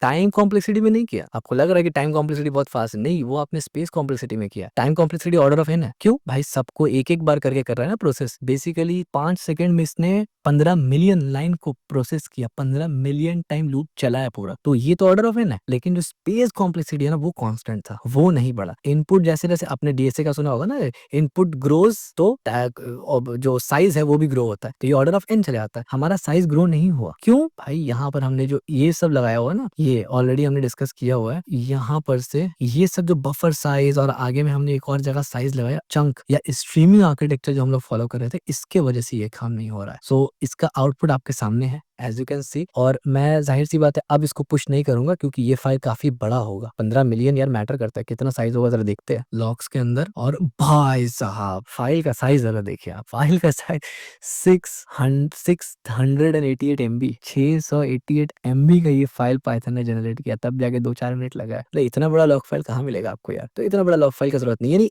ये टेस्टिंग से ये पता चल गया ना कि आपका जो ये हमारा जो ये ऐप है, it is sufficient to handle a large amount of data, very large amount of data. ठीक है, तो ये बेसिकली था हमारा कंप्लीट प्रोजेक्ट। और मैं इसको डिलीट करके पुश करता हूँ क्योंकि पाइथन का कोड तो आपको चाहिए ना। तो मैं क्या करूंगा, इसको डिलीट कर देता हूँ, यहाँ से सैंपल लॉग रहने देता हूँ, इसको डिलीट कर देते हैं और फिर पुश करते हैं जाके, ताकि आपको कंप्लीट कोड मिल जाए। ठीक है, as you can see add log generator script to create 15 million log line with varied severity. ठीक है, तो हमने इसको जनरेट किया एंड इसको भेज देते हैं। और ये था असल में रीजन कि हमने पाइथन में क्यों इसको नहीं बनाया और सी में क्यों बनाया, क्योंकि सी में मेमोरी कंट्रोल आपके हाथ में होता है। हर बार जब हीप मेमोरी में वो जा रहा था ना, तो वो जो पूरा प्रोसेस हमने वहां पर डाला था ये फाइल्स के अंदर, आप उसको जस्ट दिमाग में सोच सकते हैं कितना बार हीप मेमोरी बना खाली हुआ, इस वजह से इतना एफिशिएंटली हो रहा है। सो फाइनली हमारा CLI टूल कंप्लीट होता है और फाइनली हमने सक्सेसफुली टेस्टिंग भी कर लिया। और अब आप देख सकते हैं इसका अब कोई जरूरत ही नहीं है। ठीक है, इसका कोई भी जरूरत अब फिलहाल नहीं है आपको, जब तक आप सोर्स फाइल ना बदले। और ये जो आपके सामने है ना लॉग एनालाइजर, ये हमारा जो लॉग एनालाइजर है, ये exe फाइल 2 पॉइंट बल्कि 2.8 273 KB का या 274 KB का, ये हमारा एक्चुअल फाइल है। ये एक्चुअल हमारा लॉग एनालाइजर है जिसको आप इस्तेमाल करेंगे कहीं भी, देके किसी भी सिस्टम में इस्तेमाल करिए, कोई भी आर्किटेक्चर में इस्तेमाल करिए, इट्स कंप्लीटली पोर्टेबल और टेस्टिंग के बाद ये चल भी रहा है। तो फाइनली हम लोग क्या कह सकते हैं कि हमारा ये जो लॉग एनालाइजर है, जिसका वर्जन लॉग एनालाइजर वर्जन 1, तो हमारा वर्जन 1 सक्सेसफुली चल रहा है। तो यहाँ से आप गिटहब पे आएंगे, यहाँ से इस तरीके से, तो github.com और उसके बाद /शेख आमिर 1 पे जाएंगे तो आपको मेरा रिपोजिटरी मिल जाएगा। उस पे जब आप जाएंगे तो आप देखेंगे अभी जस्ट 1 मिनट पहले हमने कमिट किया है और जो कि पब्लिक भी है, लॉग एनालाइजर। इसमें आपको पूरा का पूरा file as you can see मिल जाएगा। अगर आप गिटहब इस्तेमाल नहीं भी करते, टेंशन मत लेना, इस वाले में आना, यानी यहाँ पर इस URL पे आना, यहाँ पर क्लिक करना कोड पे और यहाँ डाउनलोड एज जिप कर लेना। बस ये डाउनलोड एज जिप करेंगे तो आपको एक जिप फाइल मिलेगा, जिसको एक्सट्रैक्ट करने पर आपको एग्जैक्टली ये पूरा का पूरा मिल जाएगा। ठीक है, और हाँ, एट द एंड में रीडमी फाइल मैंने आपके लिए लिख के रखा है, मेहनत से काफी डिटेल में लिख के रखा हुआ है। ठीक है, तो वो रीडमी फाइल मैं आपको दिखाता हूँ। ठीक है, तो ये रीडमी फाइल खाली है, मैं यहाँ पर पेस्ट करता हूँ, ये मैंने लिख के रखा है, काफी डिटेल 219 पेज का रीडमी फाइल है। ठीक है, और इसको हम लोग गिटहब पे रीड करेंगे, इसको पुश कर देते हैं। ठीक है, फाइनली रीडमी फाइल भी हमने कर लिया यहाँ पर और इसको पुश करेंगे यहाँ से। ठीक है,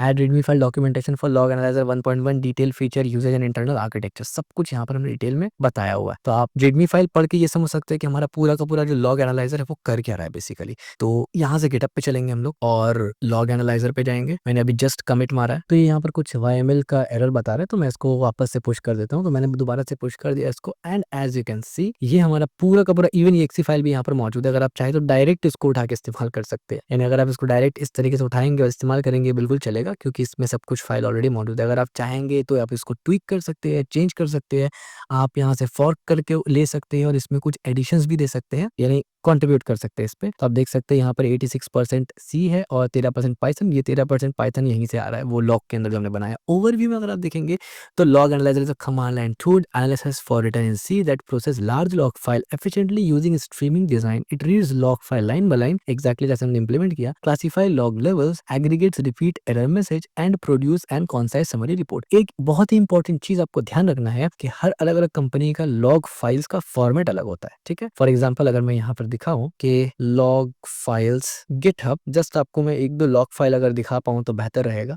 आपको समझ में आएगा। सो लेट्स से मैं यहाँ पर एक लॉग फाइल में जाता हूँ, बल्कि गिटहब से बेहतर रहेगा मैं कैगल में जाता हूँ ना। कैगल में आपको अच्छा और डेटा सेट मिल जाता है, तो कैगल में आप जाएंगे, अगर आप मशीन लर्निंग वगैरह डोमेन में है, डेटा साइंटिस्ट, आपको पता होगा। तो मैं बोलता हूँ कि लॉग्स, तो यहाँ पर देखते हैं कुछ लॉग्स आ जाएगा। लेट्स से मैं बोलता हूँ अपाचे लॉग्स, तो डेटा सेट में जाएंगे आप। तो डेटा सेट में जाते ही आप देख सकते हैं आपको बहुत सारा लॉग्स फाइल यहाँ पर मिलता है। तो लेट्स से मैं एक यहाँ से ऊपर से लॉग फाइल खोल लेता हूँ। होप आई हाँ, यहाँ पर अब देखिए कुछ एग्जांपल आ गया। ये एक अपाचे का लॉग है और ये इनका लॉग का सिस्टम। अब देखिए कितना सारा सिमिलर है, ठीक है? यहाँ पर एक चीज़ आपको ध्यान रखना ज़रूरी है कि कोर इंजन आपका बिल्कुल सेम है, लेकिन मान लीजिए आपके पास एक लॉग फाइल आया जो कि इस फॉर्मेट में है, तो यहाँ पर आप देखिए इनका फॉर्मेट में ये है साइड में, ये है साइड में, ठीक है? प्लस यहाँ पर नोटिस एक नया नाम है, यानी एक नया फील्ड है नोटिस, और यहाँ पर डिस्क्रिप्शन है और नोटिस में ये ब्रैकेट भी है। तो फिर इस केसेस में क्या करेंगे आप? आपको सिर्फ इतना करना है कि अपने एनालाइजर पे आएंगे और ये जो लॉजिक है, प्रोसेस लाइन का जो लॉजिक था ना, उसमें आपको ये इंप्लीमेंट कर देना है कि ये चीज भी ले लो। बल्कि इससे बेहतर ये रहेगा, जो प्रोफेशनल अप्रोच है,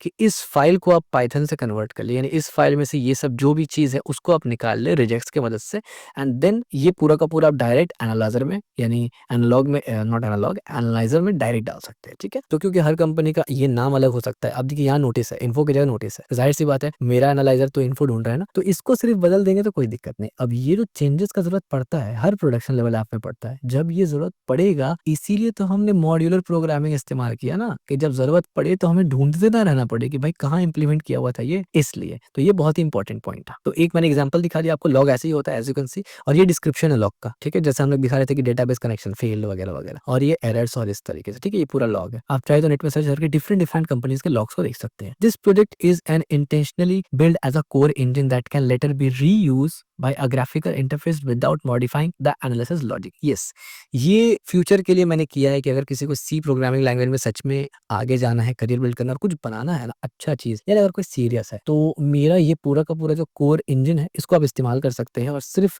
GUI इम्प्लीमेंटेशन कर सकते हैं। यानी आपको पता है सी प्रोग्रामिंग लैंग्वेज में डेस्कटॉप एप्लीकेशन भी बनता है। हालांकि उसमें भी कुछ तरीका है कि इजी तरीका है Qt इस्तेमाल करके या दूसरा फ्रेमवर्क इस्तेमाल करके, या फिर Win32 के साथ आप करेंगे तो एकदम प्रोफेशनल होता है। तो खैर जिस तरीके से भी आप करेंगे, अगर कोई करता है तो वो मेरा ये लॉग एनालाइजर इस्तेमाल कर सकता है। इसमें बेनिफिट ये होगा कि विदाउट मॉडिफाइंग एनालिसिस लॉजिक, आपको एनालिसिस लॉजिक को मॉडिफाई करने का जरूरत ही नहीं है। आप सिर्फ मेन वाला फाइल में जाएंगे, सिर्फ मेन फाइल में जाके यहाँ पर आप लॉजिक को चेंज करेंगे, बस दैट्स इट। लॉजिक भी चेंज नहीं करेंगे, सॉरी, क्योंकि मेन फाइल में तो लॉजिक है ही नहीं, मेन फाइल तो सिर्फ चेक्स है। बस यहाँ पर आके आप ग्राफिकल यूजर इंटरफेस जो भी डालते हैं वो डालेंगे, तो आपको मेरा कुछ चेंज नहीं करना पड़ेगा। तो ये एक बेनिफिट होता है, रीराइट नहीं करना पड़ेगा, ठीक है? Version 0.1 represent the feature complete trusted and frozen CLI tool. ये बहुत इंपॉर्टेंट पॉइंट है कि वर्जन 1 रिप्रेजेंट क्या करता है कि फीचर कंप्लीट है, यानी जो फीचर हमने मांगा था वो सब कंप्लीट है, अंदर टेस्टेड है, एज यू कैन सी हमने आपके सामने टेस्ट किया, आपके साथ ही टेस्ट किया, एंड फ्रोजन CLI टूल। इसका क्या मतलब है? ये बेसिकली टर्मिनोलॉजी बोल सकते हैं या स्टैंडर्ड बोल सकते हैं। टूल्स जब प्रोडक्शन में जाते हैं ना, तो उस पे जैसा बीटा वर्जन आपने सुना होगा, स्टेबल वर्जन सुना होगा, yes, the stable version is also known as frozen version आप बोल सकते हैं, ठीक है? नाम चेंज हो सकता है बट मीनिंग सेम है। स्टेबल वर्जन का मतलब क्या होता है? ये स्टेबल है, इसमें चेंजेस नहीं होगा। तो लोग क्या करते हैं, कोई भी जब डाउनलोड करते हैं सॉफ्टवेयर को, वो स्टेबल वर्जन में जाते हैं, बीटा में नहीं, क्योंकि बीटा में अपडेट्स आता रहता है। हो सकता है आपका एक फाइल आज चला कल को नहीं चलेगा, क्योंकि वहाँ चेंजेस हो रहा है, जबकि स्टेबल वर्जन में नहीं होता है। तो हमने जो अपना ये CLI टूल बनाया, ये स्टेबल वर्जन बनाया है। तो अब अगर मान लीजिए इसमें कोई बंदा कुछ एडिशन भी करता है ना, तो वो क्या बनेगा? V1.1 बनेगा, और अगर कोई अपडेट या पैचेस आता है तो उसके बाद वाला में आएगा। मतलब वर्जन्स का इस तरीके से आप वर्जनिंग करते हैं ना, पहला वाला जो 1 होता है वो मेजर चेंज होता है, दूसरा वाला जो माइनर चेंज होता है, तीसरा वाला पैचेस होता है। तो कोई फीचर ऐड किया तो सेकंड वाला चेंज होगा। अनटिल अनलेस ये 1 तब चेंज होता है ना, जब आप अपना बहुत बड़ा मेजर चेंजेस करते हैं, जिसके वजह से आपका जो पुराना कोड है वो चलेगा नहीं। तो वो वर्जन्स के ऊपर फिर कभी डिस्कस करेंगे कैसे होता है। तो व्हाट दिस टूल डज, ये टूल क्या करेगा? Stream log files, log file को स्ट्रीम करेगा, रीड करेगा line by line, do not load the entire file into memory. अगर ये काम हम लोग करते तो बहुत पहले मेमोरी क्रैश हो जाता हमारा, ठीक है? और या तो क्रैश नहीं भी होता तो मेमोरी बहुत ज्यादा वो इस्तेमाल करता है, जो कि ऑफ कोर्स एकदम ही खराब प्रैक्टिस है। सी लैंग्वेज में ये तो आप करेंगे ही नहीं कभी भी, ठीक है? Suitable for very large log file, जो हमने टेस्टिंग भी किया। Ensure low memory usage, stable performance, no risk of memory extortion. और ये मेरा 32 GB पे तो आराम से चल जाता डायरेक्ट करते भी, लेकिन 4 GB में चलता नहीं, चल पाता, प्रॉब्लम होता वहां पर। या फिर अभी इवन 32 के बावजूद भी मेरा 27 इस्तेमाल हो रहा है, मान लीजिए 90% इस्तेमाल होता, तब क्या होता? तब नहीं कर पाते। तो ये सब का ध्यान रखना जरूरी है। लॉग लेवल्स क्लासिफिकेशन हमने किया, हमने वार्निंग, इन्फो और ये दिया। Each valid log entries contribute to total line number. Individual severity हमने काउंट किया कि कौन सा लॉग, कौन सा एरर ज्यादा सीवियर है। इनवैलिड और malformed line are safely ignore without crashing, यानी अगर कोई गलत लाइन है, कोई कहीं पर लॉग में कुछ गलत लिखा हुआ है, उस लाइन में एरर का स्पेलिंग गलत है, उसको सेफली इग्नोर कर देगा, वहां एरर थ्रो नहीं करेगा। जबकि नॉर्मली वहां एरर थ्रो कर देता है, क्योंकि लूप चल रहा है ना, तो लूप में जैसे ही आएगा गलत तो एरर थ्रो कर देगा, लूप बंद हो जाएगा। लेकिन हमारे केस में लूप बंद नहीं होगा, ठीक है? एरर मैसेज एग्रीगेशन, इसका मतलब ये था कि error messages are grouped by exact message text, यानी एरर मैसेज को हमने ग्रुप किया था एरर ओनली के साथ, एरर यूनिक काउंट के साथ, तो ये वही है। डुप्लीकेट एरर आर काउंट, यानी डुप्लीकेट एरर भी हमने काउंट किया था ऑकरेंस बताने के लिए, यानी जो डुप्लीकेट एरर है उसको हमने इस तरीके से इस्तेमाल किया है कि ऑकरेंस जिसका ज्यादा होगा उसका सिवियरिटी हाई होगा। इससे ये पता चलेगा डेवलपर्स को ना कि एरर तो आ रहा है लेकिन सबसे ज्यादा एरर यूजर्स क्या फेस कर रहे हैं, तो पहले उसको फिक्स करो। आप जब बोलते हैं इंस्टाग्राम में एक बग आ गया, तो इंस्टाग्राम वाले किस तरीके से फिक्स करते हैं आपको क्या लगता है? सबसे पहला रीजन होता है लॉग्स चेक, कि कौन सा एरर सबसे ज्यादा बार आया है। इससे उन्हें ये मालूम चलता है कि किस फीचर का इस्तेमाल यूजर ज्यादा कर रहे हैं, तो वो उसको पहले सॉल्व करते हैं। दूसरा फीडबैक्स के ऊपर करते हैं, ठीक है। यूनिक एरर स्टोर कैसे होता है? यूनिक एरर का टेक्स्ट मैसेज भी स्टोर होगा और यूनिक एरर का नंबर ऑकरेंस भी स्टोर होगा। This tool allow to highlight a recurring problem, not just raw value volume. हाँ, एक इंपॉर्टेंट चीज है कि बहुत से टूल में क्या होता है ना, आपको सिर्फ एरर बताता है, डिस्क्रिप्शन नहीं लिख के आता है, तो हमने डिस्क्रिप्शन भी दिया है यहाँ पर। Top N error report display the most frequent error, support configurable limited via CLI flags, error are stored by occurrence and stored descendant, this helps identity of a root cause not noise। अब मान लीजिए आपको देखना है कि भाई error fix करना है, लेकिन मेजर एरर कौन सा है, बड़ा एरर कौन सा है, तो आप सीधा लिखेंगे टॉप 2 कि भाई ऐसा एरर बताओ जो मेरे लॉग्स में सबसे ज्यादा बार आया है, तो वो सबसे खतरनाक है, सिस्टम को सबसे ज्यादा हार्म कर रहा है। आप टॉप 2 फ्लैग लगाएंगे, आपको पता चल जाएगा। Robust command line interface, CLI tool support, यानी CLI टूल के लिए जो सपोर्ट होता है वो है। ऑप्शनल फ्लैग्स है, एरर ओनली देख सकते हैं, ये सब हमने टेस्ट किया राइट, वर्जन्स वगैरह। The program validates argument and exit cleanly on invalid input. अच्छा, इनवैलिड इनपुट अगर देंगे तो क्लीनली एग्जिट हो जाता है, हमने ये टेस्टिंग नहीं किया राइट, हमने एरर को टेस्ट नहीं किया। आइए वो भी कर लेते हैं, बहुत सिंपल है। हम लोग क्या करेंगे, यहाँ से जानबूझ के कुछ गलत इनपुट देंगे। कैसे करें गलत इनपुट देंगे, देखिए अब हम लोग वर्जन का स्पेलिंग गलत लिख दिया तो क्या होगा, नो एरर फाउंड, ठीक है। अब मान लीजिए हम लोग फाइल का नाम ही गलत दे देते हैं लिस्ट से, ये लॉग फाइल है ना, अब हम लोग ऐसे कर देते हैं, तो अब क्या होगा, आप देखिए could not find log file. ये जो could not find log file है ना, ये क्रैश नहीं है, ये हमारा दिया हुआ एरर है जो आपको दिख रहा है, और इसका प्रूफ आपको यहाँ मेन में मिल जाएगा। अगर आप मेन में जाएंगे ना, तो ये देखिए ये एरर है, कुड नॉट ओपन फाइल, और ये फाइल का नेम जो हमारा नेम था, ठीक है। तो ये फाइल हैंडलिंग हमने इस तरीके से किया है यहाँ पर। इसके बाद क्या है, defensive parsing and error handling, missing files are handled gracefully, जैसे हमने अभी हैंडल किया। Empty file do not cause failure, अगर आपका फाइल एम्प्टी है, लॉग एम्प्टी है फॉर सम रीजन, तो वो फेलियर नहीं होगा। Invalid log line are ignore safely, invalid log line का मतलब क्या होता है ना, आपके लॉग में एक लाइन मिसिंग है या आधा लाइन लिखा हुआ आधा नहीं है या कुछ भी प्रॉब्लम है, उसमें क्रैश नहीं होगा, सेफली उसको वो इग्नोर करके चला जाएगा। No segmentation fault under normal और एज केस इनपुट, कोई भी किस्म का सेगमेंटेशन, वो जो पार्ट्स में डिवाइड किया जाता है ना एक एक चीज को, जब आप पार्स करते हैं उसमें कोई प्रॉब्लम नहीं होगा। This makes tool safe to run on unknown logs, यानी इससे बेनिफिट ये होता है ना कि अननोन लॉग्स भी आप इसमें डाल सकते हैं, सिर्फ आपको फॉर्मेट सेट करना पड़ेगा। जबकि मोस्ट ऑफ द लॉग्स या बहुत से ऐसे लॉग्स हैं जो अननोन लॉग्स को सपोर्ट नहीं करते। ऑफ कोर्स जो प्रीमियम लेवल के लॉग्स होते हैं जो कंपनी यूज करते हैं वो तो बहुत एडवांस होते हैं ना, उसको तो बनाने में सालों साल लग जाता है, वो उसका बात नहीं कर रहा। बट जो नॉर्मल फ्री लॉग्स ये होते हैं और बहुत सारे होते हैं, उसमें अननोन में प्रॉब्लम आता है, ठीक है। इंटरनल आर्किटेक्चर क्या है हमारे वर्जन 1 का, this project allow a modular C design with strict separation and responsibilities. Core module क्या है, फाइल रीडर क्या करेगा, stream log file from disk से फाइल उठाएगा। पार्सर क्या करेगा, convert raw log line into structured entries, ये स्ट्रक्चर्ड एंट्रीज एनालाइजर पे जाएगा, वो क्या करेगा, maintain counters and aggregations errors, और उसके बाद रिपोर्ट बनाएगा, format and print final output. Each module is isolated through header and does one job only. इसीलिए हम लोगों का जो मेमोरी एफिशिएंसी है और बढ़ जाता है, क्योंकि ये एक काम कर रहा है मेमोरी खाली, ये दूसरा काम कर रहा है मेमोरी खाली, ये तीसरा कर रहा है मेमोरी खाली। ऐसा नहीं है कि चारों एक साथ मेमोरी में जगह लिया हुआ है, नहीं, हमने उसमें भी ऑप्टिमाइजेशन किया। बिल्ड सिस्टम क्या है, use a make file, compiler each source file independently, जो हमने देखा ऑलरेडी ये सब चीज। देन हमने फीचर क्या क्या है, स्ट्रीम लॉग फाइल एनालिसिस होगा, इनपुट वार्निंग एरर क्लासिफिकेशन होगा, एरर एग्रीगेशन बाय टेक्स्ट होता है, टॉप मोस्ट कर सकते हैं, रॉबस्ट CLI आर्गुमेंट पार्सिंग है, सेफ हैंडलिंग है मैलफॉइड इनपुट को भी, stable performance on a large file, Windows compatible command line tool. Of course आप इसको विंडो में भी इस्तेमाल कर सकते हैं, लिनक्स में तो होता ही होता है क्योंकि लिनक्स जाना ही जाता है कमांड लाइन के लिए। नॉन गोल बहुत इंपॉर्टेंट चीज है, इस वर्जन के लिए ये गोल हमारा था ही नहीं, और ये हमने फ्यूचर के लिए रखा है कि अगर कोई स्टूडेंट चाहे तो इस पे करे, और मेरा तो ऐसा कोई फिलहाल इरादा नहीं है कि इसके ऊपर डेस्कटॉप एप्लीकेशन बनाने का।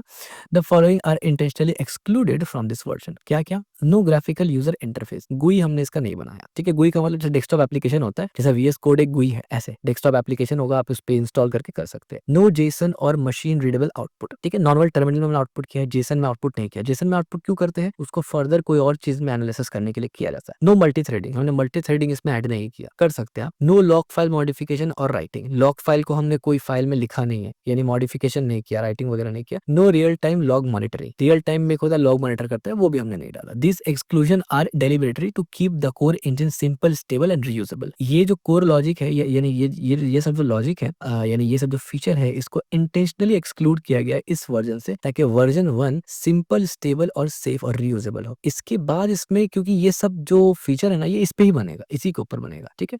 और एक स्ट्रक्चर ऑलरेडी बहुत अच्छा है, स्केलेबल है, इसलिए। क्योंकि एक साथ सब डाल देना, क्योंकि ये सब अगर डालते तो एक तो कोर्स और लंबा हो जाता, प्लस ये काफी एडवांस टॉपिक है, आपको मल्टी थ्रेडिंग समझना पड़ेगा पूरा, अदरवाइज हम मल्टी थ्रेडिंग कैसे डालेंगे। जेसन आपको समझना पड़ेगा, अदरवाइज आप जेसन कैसे बनाएंगे। बिल्कुल वैसे ही जैसे बिल्ड टूल आपको पता नहीं था, तो बिल्ड टूल जस्ट मैंने ऑन द गो बताया, लेकिन हर टॉपिक ऑन द गो तो नहीं बता सकते ना, आपको कुछ चीजें जानना जरूरी होता है। वर्जन फ्रीज स्टेटमेंट, क्या मतलब, this project is no freeze as log analyser 1.1 CLI, तो हमने इसको फ्रीज कर दिया और उसके बाद पुश कर दिया, यानी इस पे ऑफिशियली अब कोई चेंजेस नहीं होगा। आप चाहे तो फॉर्क करके चेंज कर सकते हैं और फिर उसका वर्जन 2 बना सकते हैं, बट ऑफिशियली इस पे अब कोई चेंज नहीं हो रहा फिलहाल के लिए। From this point forward only bug fix are allowed, यानी अब सिर्फ बग फिक्स होगा। यानी ये बताने का मकसद ये है कि हालांकि ये तो मेरे कंट्रोल में ना, जो मर्जी करूं, बट कंपनी में ऐसे ही होता है कि जब आप कोई प्रोजेक्ट पे काम करते हैं तो वहाँ एक फिक्स होता है कि अब इस पे कोई चेंजेस नहीं होगा, अभी कोई फीचर नहीं आएगा, बग फिक्स सिर्फ अलाउ होगा यहाँ पर। अगर कोई बग आता है इस्तेमाल करने में तो फिक्स किया जाएगा। No refactoring of code work, यानी दोबारा बिल्ड करने का कोई चक्कर नहीं है, खास करके अगर रिफैक्टर करना पड़े, बग फिक्स के लिए करना पड़े तो वो बिल्ड किया जाएगा। No new feature added, core analysis logic remain unchanged, वो जो कोर एनालिसिस लॉजिक है ना, वो चेंज नहीं होगा। Any future development such as GUI will be build on top of this engine, not inside it. यानी इसके बाद, ये बहुत इंपॉर्टेंट लाइन है वैसे, कोई भी फ्यूचर में अगर GUI टूल बनाते हैं, यानी इसी टूल को उठा के ग्राफिकल यूजर इंटरफेस, GUI का by the way full form होता है ग्राफिकल यूजर इंटरफेस, उसमें कन्वर्ट करता है ना, तो GUI जो है वो इस टूल के अंदर नहीं जाएगा, इस टूल के ऊपर GUI बनाया जाएगा, यानी टूल जो है उसका लॉजिक बिल्कुल सेम रहेगा। Intended next phase not part of version 1.1 क्या है, graphical user interface using a separate front end layer, यानी एक सेपरेट फ्रंट एंड लेयर बनाया जाएगा, उसके लिए वर्जन 1 का नहीं है, बाद में इसका सोचा हुआ है। Reuse of existing C engine without modification. Summary क्या है, version 1.1 represent a complete stable and tested CLI log analysis tool written in standard C. It's demonstrate real world system programming concept including modular design, safe memory usage and defensive input handling. CLI phase complete. Status क्या है, frozen. Features क्या है 1.1 का, ये सब feature है। और non गोल feature क्या है, ये। तो ये हमारा एक कंप्लीट रीडमी फाइल भी हो गया और हमारा प्रोजेक्ट भी फाइनली हो जाता है कंप्लीट। तो आप यहाँ आ सकते हैं, मास्टर ब्रांच के अंदर पढ़ा है, इसको इस्तेमाल करिए और करके जरूर बताना। और ये पूरा का पूरा मास्टर क्लास सीरीज आपको कैसा लगा ये भी जरूर बताना। वीडियो को लाइक भी करना, चैनल को सब्सक्राइब भी करना और इस वीडियो को शेयर भी करना, इवन इस प्लेलिस्ट को भी शेयर करना।